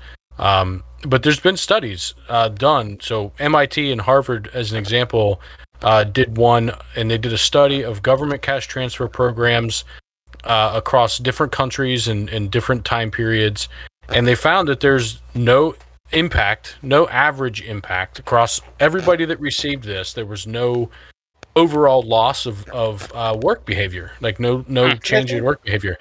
And interestingly to me, they then come out and say, however, there was a decrease in work hours for two groups.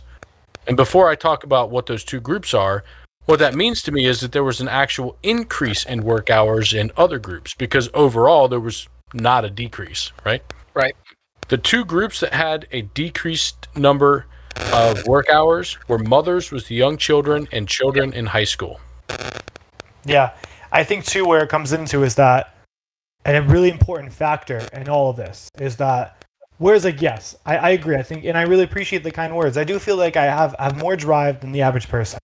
With that said, every capitalism literally thrives on this notion of everybody wants more. Even the bums in their undies playing Skyrim, maxing out their accounts on Skyrim.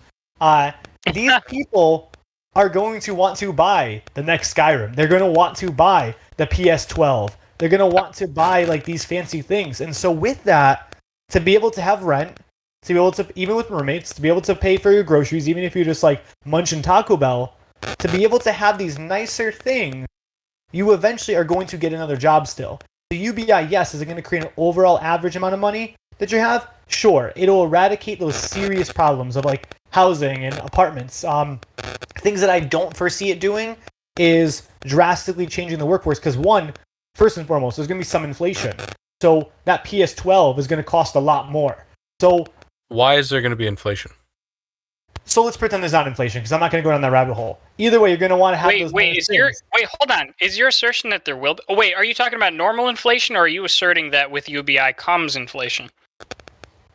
I took him saying the latter, yeah. I guess I'm perceiving it as that, like, if everybody makes X amount of dollars more, everything else will also, in theory, adjust for that, but like, you still have the same buying power. But I'm not an economist, so I don't know if I can make that claim. However, And we- what I guess Yeah, go ahead. what I'm just saying though is like the average person, like even though they have more money, they're gonna still want to buy things. They're still gonna want to buy nice shoes. They're still gonna want to buy the next car or a shitty car. You know, I think that's your bias. I don't think we're You going to think agree on this so? tonight, but I think what you're talking about is the way that I think it's slightly utopian. It's a kind vision of humanity. Where I'm picturing in my head where what I know already exists, which is, people who are my age in their mother's basement. Yeah, yeah, exactly. Did you know that? No, Did you- listen. So your study, it changes my mind a little bit, but like just talk to me like I'm a real person here. All of you probably know somebody who's living, still people. living with their parents, who's in the basement, doesn't have a job, not doing anything, has no drive in life. You probably know those people, Tons of them, right? And it's like this probably. Yeah, they exist, but does by getting money, does it create more of them? Yeah, apparently. Right? Like if I it's don't a know. psychological thing, it's like I'm either a lazy bum or I'm a hard worker or somewhere in between. I am who I am, right? Receiving some money isn't going to change that for most people. Right? Yeah, I'm not saying that utopian. by giving that guy in the basement $1,000 a month he's going to go get a job. That's not true.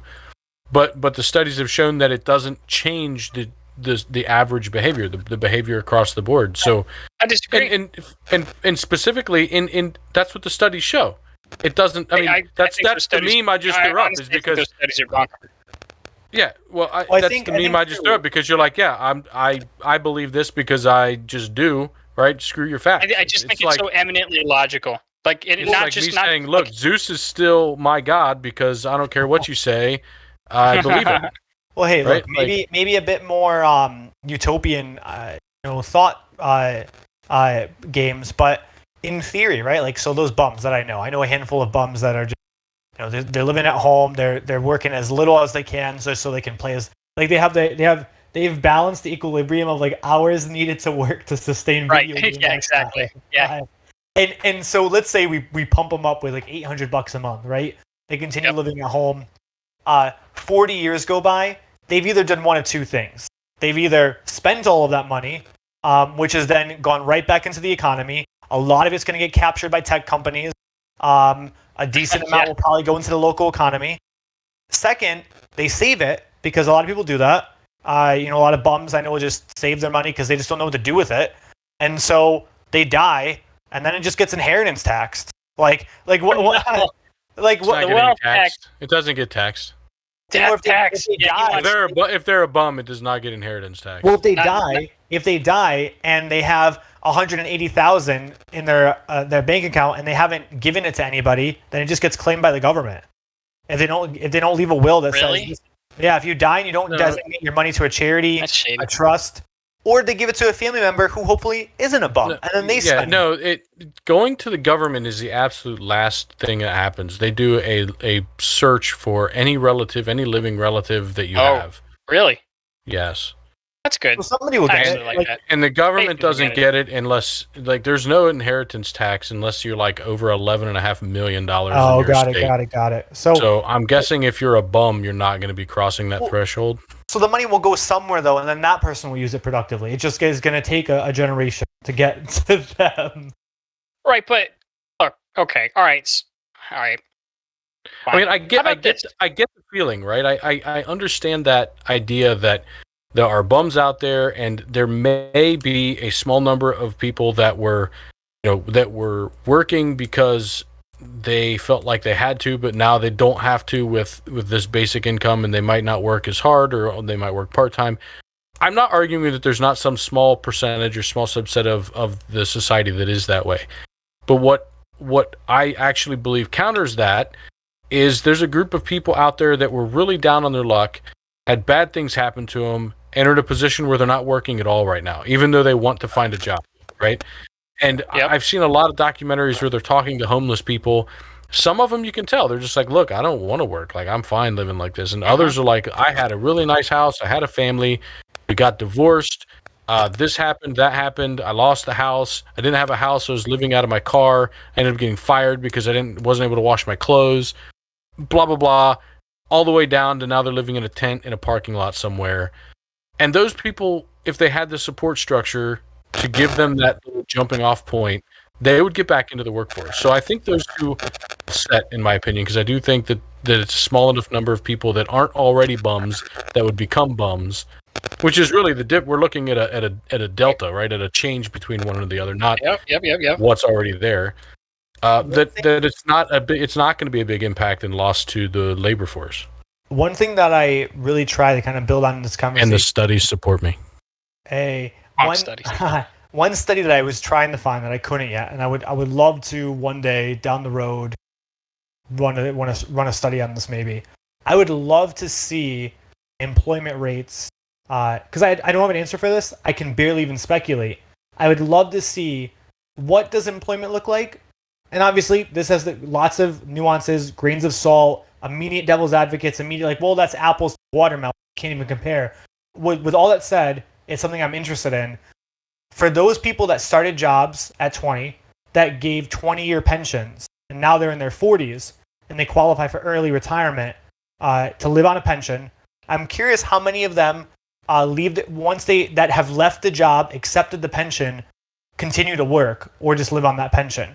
Like, I'm curious. Do you kind of see where I'm getting with that? Like, if you had $20,000-$30,000 of income coming into you because you put 20 years into the military, or 20 years into the police force, or 20 years into teaching, you were really lucky, you locked into your teaching job at 21, you retire at 41, how many of those people continued to work? How many of those people took part-time jobs? Because I know all my pension people that I know in my world that are in their 60s have their pensions, went to go volunteer, and they ended up just getting full-time jobs again, like just in a career they love even more, where they're like running a nonprofit, or they could have never justified doing this as their main job, but now that yes, it pays $50,000, but there's no benefits, but now they have a pension and $50,000, and they're like, why not? I know a lot of people like that, so I'm just curious. I do. Yep. That's very common in the military, right? It's you stay in for 20 years, and then you go work for the post office for 20 years, and then you have 2 government pensions. Yeah, or maybe you do 20 years, and then boom, you go, I don't know, start a coffee shop. Or you do 30 years. 30 years, yeah, which gives you... Well, now they got the blended retirement, which is a little different, but... Yeah. Yeah, but anyways... They have to give seminars on it. So, okay, so let me concede to Tim's studies. I feel like they're not longitudinal enough. I feel like they're not... I would like to see the studies, frankly. Okay, so... We'll just leave it at that. We'll concede that. But this one, I'm curious about how you two would respond to this point, and that is that people who are homeless, right? So let's say the target demographic for this would be the homeless. It's not, it would be also poor people too. But let's talk about the homeless right now. Homeless people, to a large margin, at least a third of them compared to the Mental Illness Policy Organization, at least a third of them are mentally ill. Right, and then a larger number than that of them are addicted to drugs. And the interesting thing is that giving money to drug addicts is probably the worst thing you can do for them. And giving money to mentally ill people will likely have a negative or a net negative or a neutral effect because they don't know how to use it. So, do you have data for that, or is that just an opinion? Which part? So the hard fact that I have is about a third of... The giving money to drug addicts and mentally ill separately, right? Like... Okay, so all right, so the let's see, I have the statistics for how many homeless people are approximately mentally ill, and that's 1/3. I have those statistics, and I know that giving money to drug addicts is also not a good thing, and I have that from world-renowned psychologist and professor of psychology Jordan Peterson. So I have those two stats. I don't have the block other one. So I'm not sure what percentage of homeless people are drug addicts, and I don't know other than sort of common sense that giving money to mentally ill people is likely to either have like a net negative effect on them. Like, so mentally ill people, what are they going to do with it? So I think the beauty of UBI is like it's not a vacuum scenario. It's that society would accommodate and adjust for it. So to counter like one side of it, and then I'll make this quick so Tim, you can jump in as well. On one end, for those that are mentally ill without drug problems, they're just mentally ill and they're homeless. And actually for those that have drug problems, this plays too. I would encourage you guys and any viewers, research housing first policy initiatives. It's this huge policy movement. There's dozens of branch organizations that have begun powering this through. And what they find out is that if you just give someone that's homeless, mentally ill, you help establish an apartment for them, like the cost of emergency room expenditures go down. Like there's a net positive to society. Like so much ends, like including drugs. Like a lot starts to end. The second thing, in terms of drug usage, I agree. Like, more likely than not, you have these $1,000 a month grants. This person's going to use that for drugs. That's why I think the goal would be is like, it's not like live-in rehabilitation centers are going to end. It's not like these things are just going to stop existing. Right. And I think the goal would be is very similar to kind of how Social Security already functions. So say you're an old person, you have Social Security, you can't afford a housing, but your town provides a subsidized housing. Typically, subsidized housing is matched in a way that you just funnel your Social Security right into it, and it leaves you with an extra couple $100 a month for groceries. But your how are you going to stop that though? Like how would you? So again, like how would you stop that direct payment from coming to somebody who is let's say recently homeless and addicted to heroin, and you know that like they're going to spend that $1,000 on heroin? You talk to them. You say like who's you though? You don't doctors, stop it. Pharmacologists, sociologists, these things work. Like if you go say, hey, there's a needle distribution site. Say, okay, cool. You bring them to a distribution site. There you say, you probably want to stop dying. So maybe let's get you into live-in rehabilitation. And then you say, because you already have this $1,000 a month voucher coming in, we can literally get you the best treatment in the world right now. And then it'll still leave you with enough money at the and that already happens. It already happens and already works. Because honest to God, a lot of people that are on heroin probably don't want to be on heroin.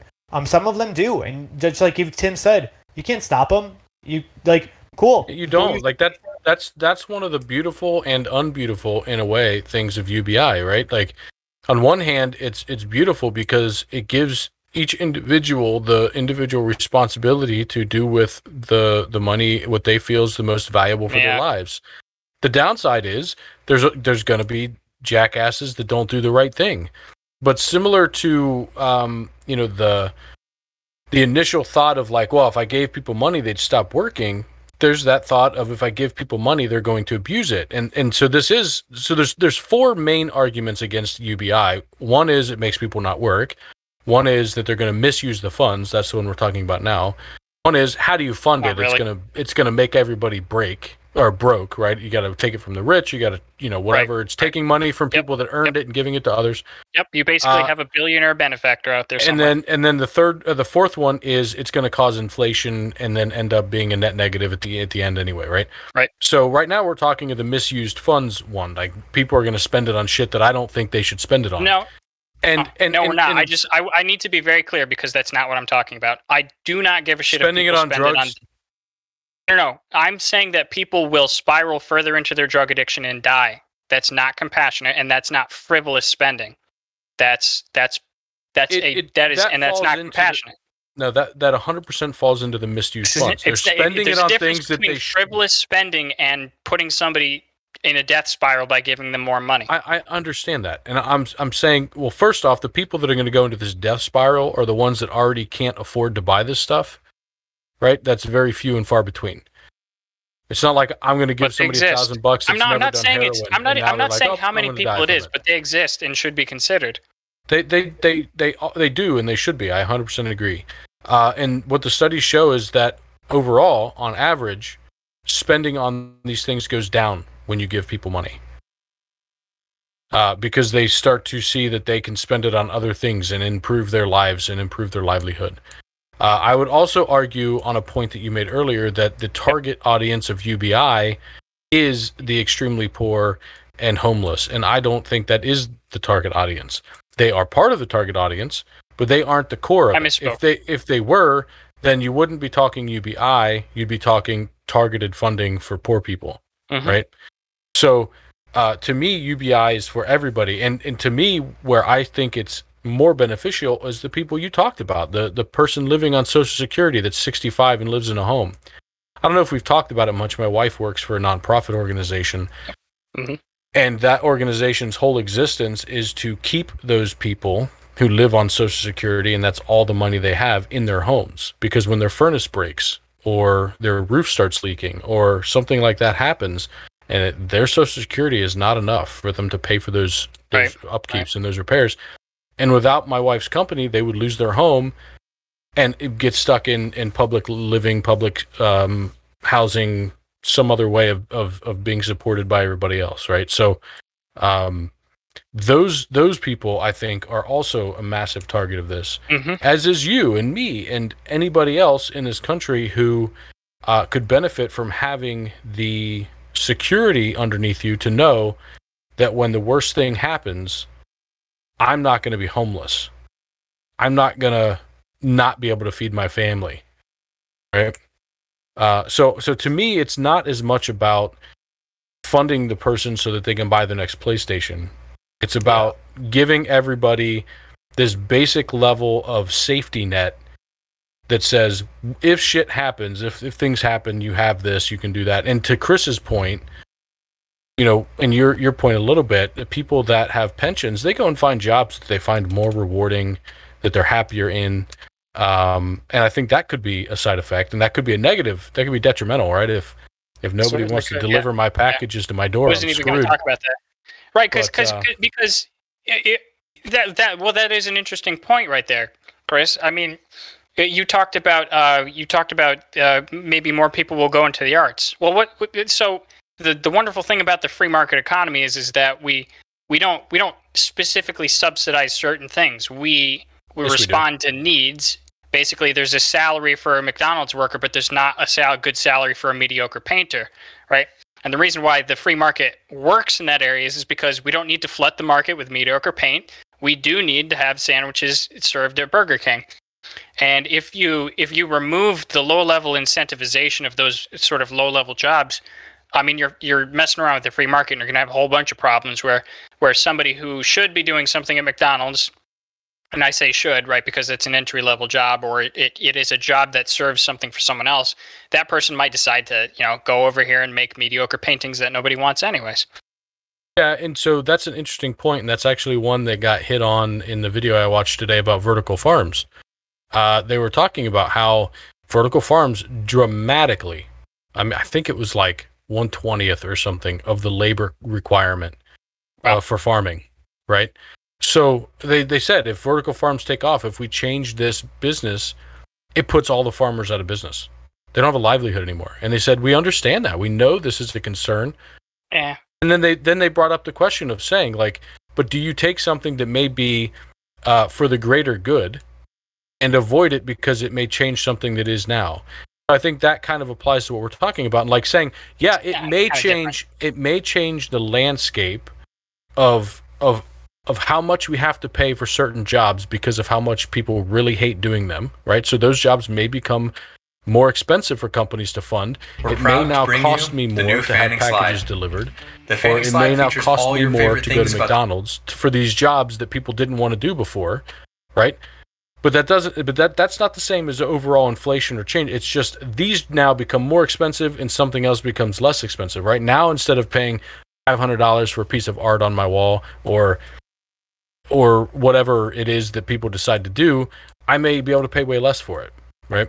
All right, so we're talking about those are two different phenomena, though. One, you're talking about something which is good, and unfortunate for the old industries, which is new, more efficient industries come and displace the old ones. That's good. That's fine. What I'm talking about is people who shouldn't be moving from one thing to another. So providing a service to society, which is boxing yourself into capitalist view, though, right? Like I'm talking about an overall benefit at the end, not purely just from. I am too. I'm trying to be as broad as possible here, right? So it is a good thing when older, inefficient systems, say for example of farming, go out of date, and then newer, efficient ones, because that makes our food cheaper. That is a net benefit to society. It is a net negative to society if the person who was serving me burgers stops serving me burgers, not because he doesn't, not because burgers now get served automatically. He stops because now he's making enough money where he's comfortable going to pursue his mediocre. No, see that's you completely took that way out of context and Like you took the positive of one and said, yeah, that's a positive, and the negative of the other and said, but this is a negative. The positive of the one is, yeah, we have more efficient generation of food. That's great. The negative of that was a shit ton of people lose their jobs. Right? Yep.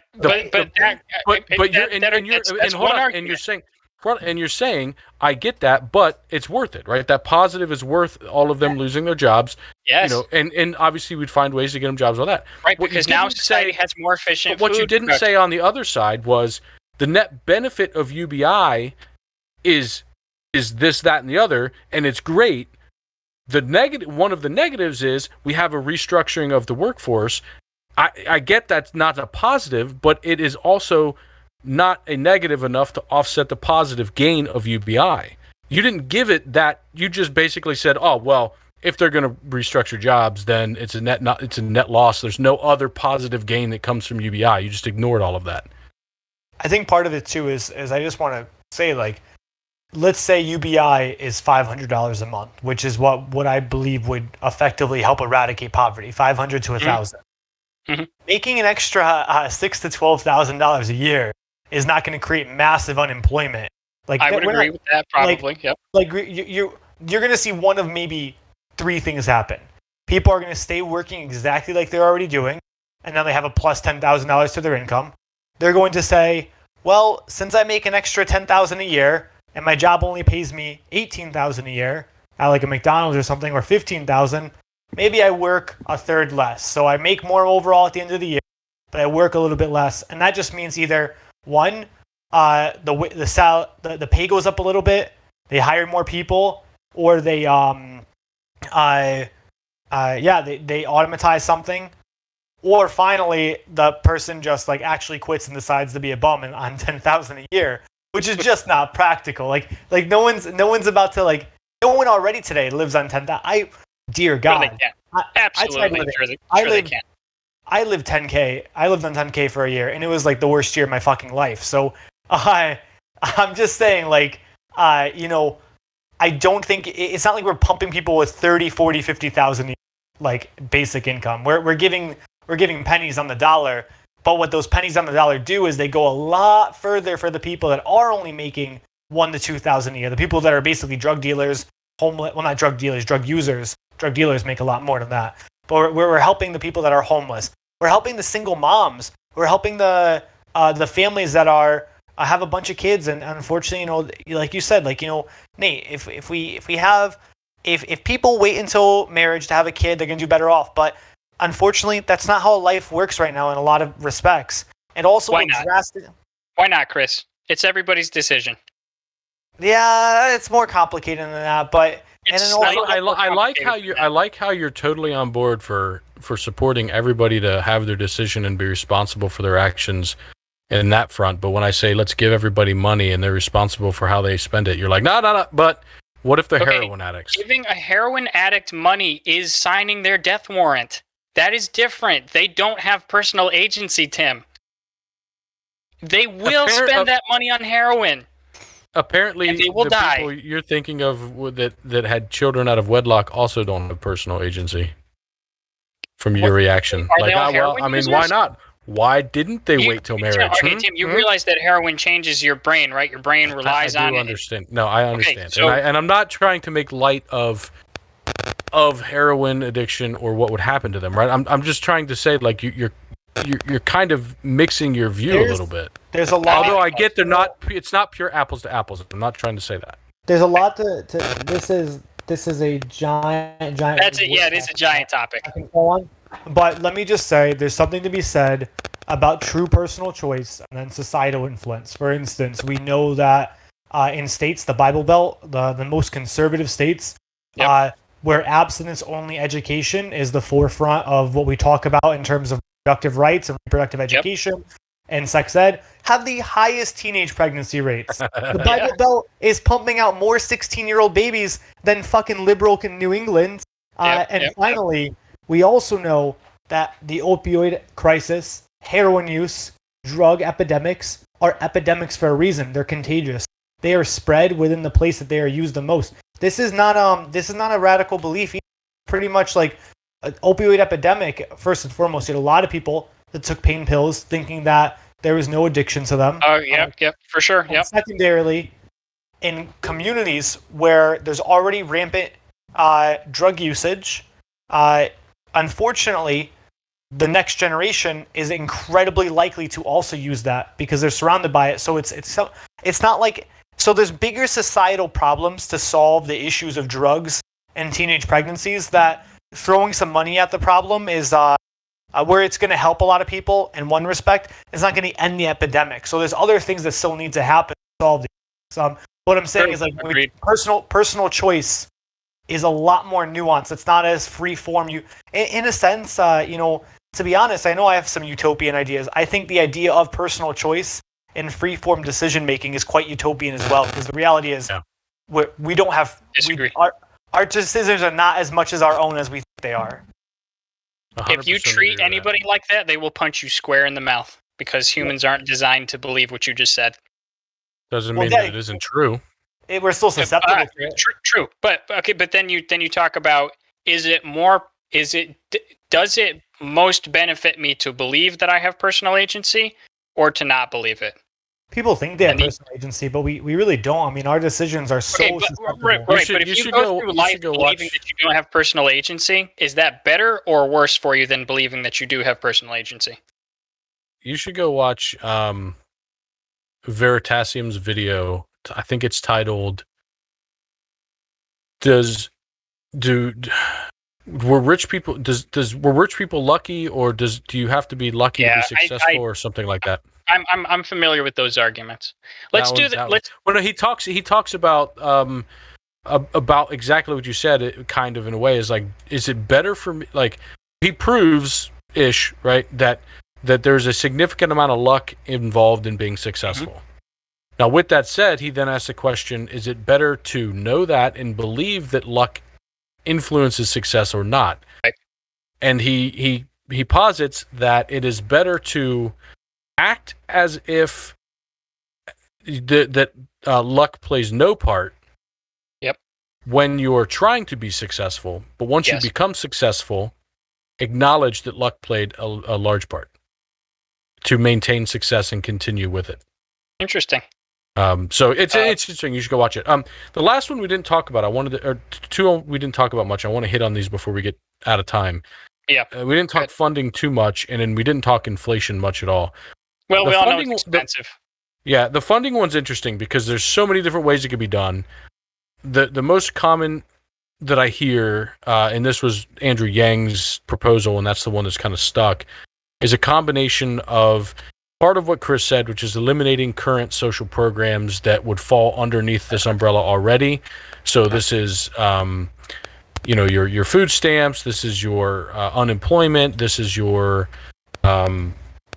welfare, other programs like that, Social Security potentially. I don't know. And then also with that, including a VAT tax. Yep. Which most other, industrialized or developed, inferior, say that way, developed countries use. They use it to cover healthcare and stuff.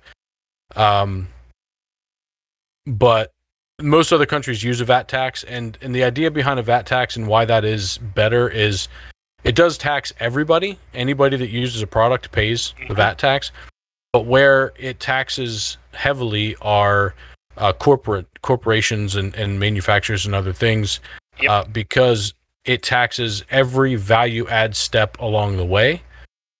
Whereas currently, if I make a product, I only get taxed at the very end, the sale of the product, and not every step. So there's a lot of value add that can be put in there that isn't taxed.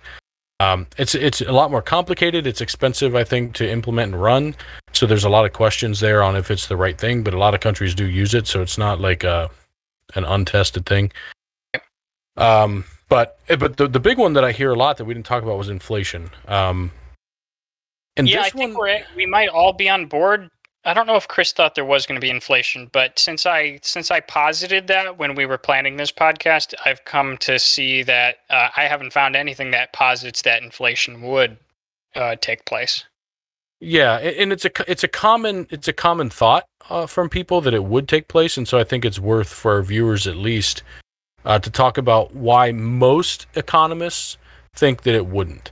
There are still some economists that argue that it would cause inflation. It's not 100% known what would happen, but the belief is, and most economists agree, that it wouldn't result in inflation.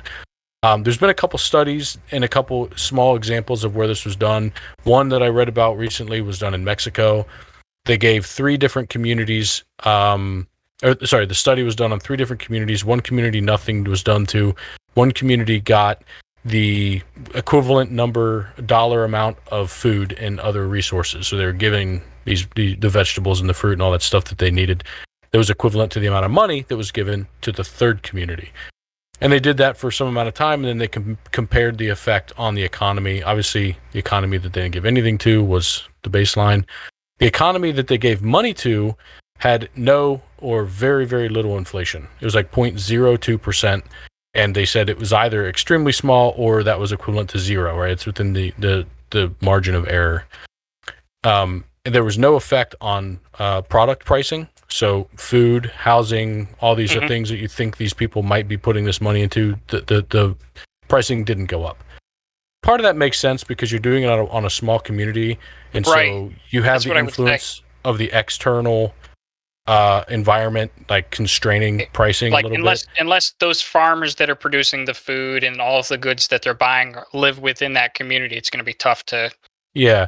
And that's what I thought too, until I read about the third community, which was they gave these people all the food, and all of the products that were given to these people had a massive drop in price in that community. All of the vendors there had to lower prices to be able to sell them. So there was an impact on the economy from it. So, but the bottom line of that particular one was there wasn't inflation that was seen. There was actually deflation if you didn't give money and you gave product.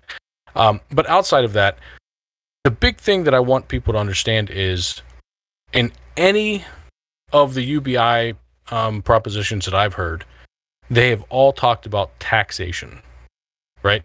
They've all talked about funding UBI through the current production, the current GDP, not making money, not printing money and using that. That would drive inflation. Yes. But when you're taking something that was already produced, you're taking that and redistributing it, as you said, that doesn't drive inflation. And here's an analogy that I would say. Government workers get paid from your tax money, right? Like the government taxes you and then pays them. Now they're doing work, they're putting in work. So that should actually result in some ways of like deflationary, because they didn't, the money that was taxed on the other people then gets put back into the economy, and there wasn't an extra generation of profit there. It was the same money being paid twice. Like I paid you, Nate, I'm your employer, I paid you money. Of that money, you paid that into the tax, and then that gets paid to the employees of the government. But it's close enough in saying that, like, we then pay taxes on their salaries. Yeah, exactly. Right. I remember it was so weird when I joined the military. I was like, wait a second, I pay tax? Why don't they just keep that money? It's the government. Yeah. Yeah. Well, you should be happy. For us, I mean, like, it's really weird, but like I mean, first and foremost, like, technically my money comes from the government. Right. But I pay a tax. But what's really weird is like there's certain taxes you can't get away from in terms of like payroll expenses. So it's just like, wow, like why do I still pay this? Like, yeah, it's it just doesn't taketh and giveth and all that stuff. There's some weird state taxes that you still get hit with as a nonprofit. They're very obscure, but they exist, and it's just like, wow, that's weird. Like, I don't know. It's like, why just, I don't know, just roll it all into one package. It makes no sense. Yeah, it's kind of weird, but the argument there is one way to look at it is like paying UBI is similar to that. Like if paying government employees doesn't cause inflation, UBI kind of falls into the same boat. It's close. It's not unanimous. Most economists think that UBI would not be inflationary, but there are some that do. And I know you've had the comment where it may be specifically inflationary, like housing specifically, right? Like one or two Right, things, or bread or beer or something like that. Or right, maybe, whatever it maybe is, something and that's non-scalable. right, and there may be some of that, right? But I think, especially in the short term, but I think that works out overall. Like if housing has inflation, then more people get into building houses and Right, filling the that free demand. market essentially would respond to that force and eventually build Right. more houses, Yeah. right? Since more So, people can afford them. But at the end of the day, yeah, inflation probably isn't going to be an issue. Okay, all right. So then let's get your final thoughts, and then Chris will go to your final thoughts, and then I'll wrap it up and send us off. Yeah, I mean, I can just do final thoughts. I mean, that's kind of. Can you guys hear me? I don't know. Yeah. Go ahead. Yeah, I mean, I don't know how much I can contribute to the inflation conversation because I just haven't researched too much on it and the economic sides of it. I really would like spending and logic and distribution, which I feel pretty confident how I was able to explain it on my side today. Overall, in closing argument, I believe, to be completely honest, I don't think we'll ever see a true UBI be established in our country, at least the United States. I do see more creative ways of social expenditures. I do see states adopting versions of this. I do see us saying, I know the Wall Street Journal pumped out an article like this. Maybe the answer is not universal UBI. Maybe it is UBI, which is not true UBI. Saying maybe we target, if you make X amount of dollars or less, you get that. So I'm on the side of the fence where I don't think it's going to ever happen. However, I would love for it to happen because at the end of the day, I think the ideals that come from it would help society move forward. I think you would see a lot of new innovations. I believe you'd see a lot of unique advancements. I also think you'd see more work-life balances. However, that's not the world that we live in today, and so we can't operate. I think so often people on the left hear these things like student loan forgiveness or UBI or a whole other buffet of social programs that I would love to, and they start making decisions in their lives as if those things are actually going to happen, and that's really scary because some of them might, we'll probably see a version of student loan forgiveness. Many of them won't ever happen, and at least in our lifetimes. And so you got to make your decisions in life with the information and the society that's at hand. And if you want to do what you got to do to change it. But leave the utopianism to us on this podcast. Yeah, the next generation maybe we can change it for, but probably not this one. So just accept that your change is going to come in late. So, but that's not meant to be pessimistic. It's just a very realistic viewpoint. But that's my thought. Tim? Yeah, some closing thoughts, I guess, really are that I generally support UBI, at least in the future. I don't know that we're there where we need it today. But as automation continues, as advancements in technology continue to change the working landscape and remove more and more labor and investment requirements for these things that we consider basic needs, it becomes easier and easier to provide those to everybody at a base level for a societal gain. And I become more and more on board. So where that line is, how much it needs to be, when we should start implementing it, I don't have all those answers. But generally, I think that it is something that we will probably see in our lifetimes. Probably in this country, but definitely somewhere in the world, and it's going to be a growing thought. And it may be to the point where society gets so good at automating and generating and producing things that you don't have to work anymore to just live a life, right? And I get the look back point of view of saying, wow, it's always been this way. So, like we've always had to work for it. If we don't work, there's not enough for everybody. But if we get to that point, if we start getting to the point where you don't have to, right? Then what do you do? And I do foresee that coming. Automation is coming. Automation is already taking over a lot of things. We're in the infantile stages of it.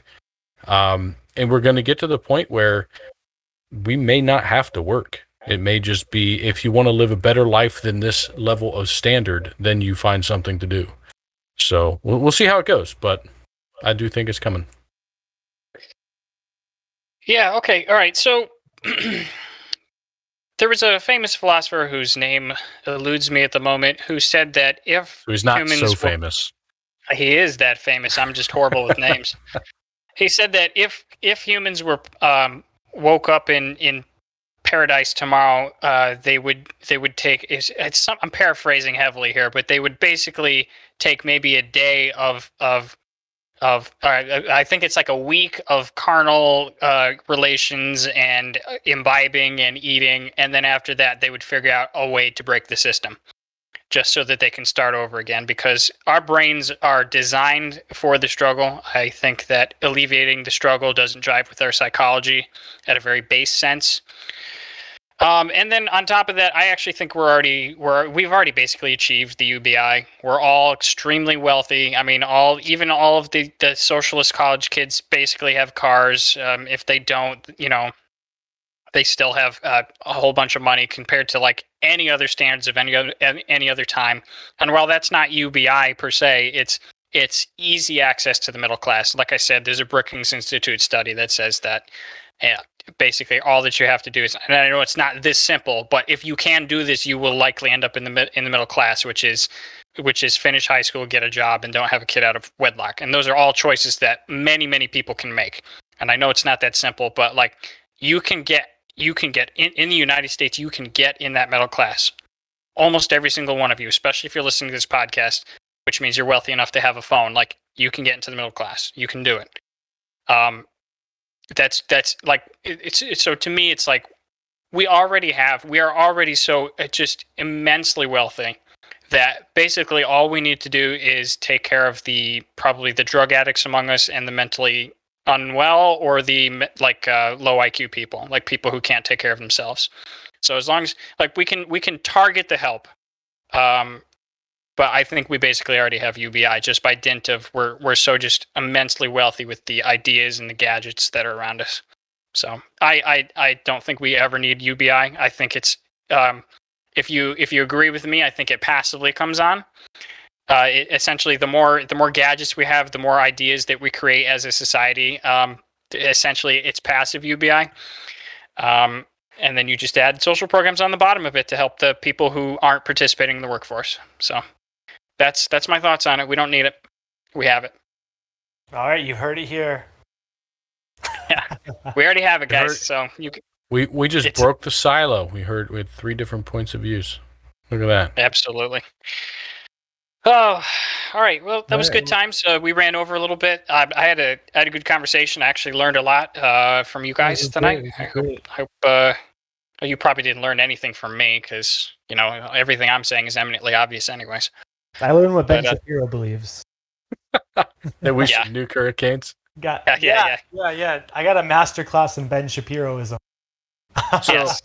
Everybody needs it. It's free. So it's here. For research, I did learn stuff. For research for the next podcast, you guys need to study up on the Gwen Berry thing going on. I think that's going to be an interesting. Right, I'm going to write that down. I'll write that down. She's an Olympic. Oh, we didn't talk about medalist. That. Yeah, that's kind of like a hot button issue that we should have talked about. But that's okay. That's okay. It was on my list, but we didn't get to it. What's the name? Gwen that's Berry. the Olympic medalist that turned away from the anthem. Did you hear about that? No, I didn't. Okay, we'll research that. We'll talk about that next week. That's a pretty hot button issue. Yeah. Okay, so all right, so I think that's it from us tonight. I had a fantastic time. I learned a lot. Next week we'll probably go back to something closer to a more normal schedule. We'll probably have 2 topics and something like that, and a little bit less news and memes. But aside from that, one more thing before we go. So I'm going to put some 2 links in the description of this video, as long as everybody thinks that this is okay. There's 2 links to organizations that are giving to charity, or they're essentially charities for the people down in Surfside. So the people, the families of the people who lost, who were in the building that collapsed and such. So if you want to give to the charity, I'll just put those links in the description so that you can do that. But aside from that, I think that's it from us. Thanks for watching, and have a great night. Peace.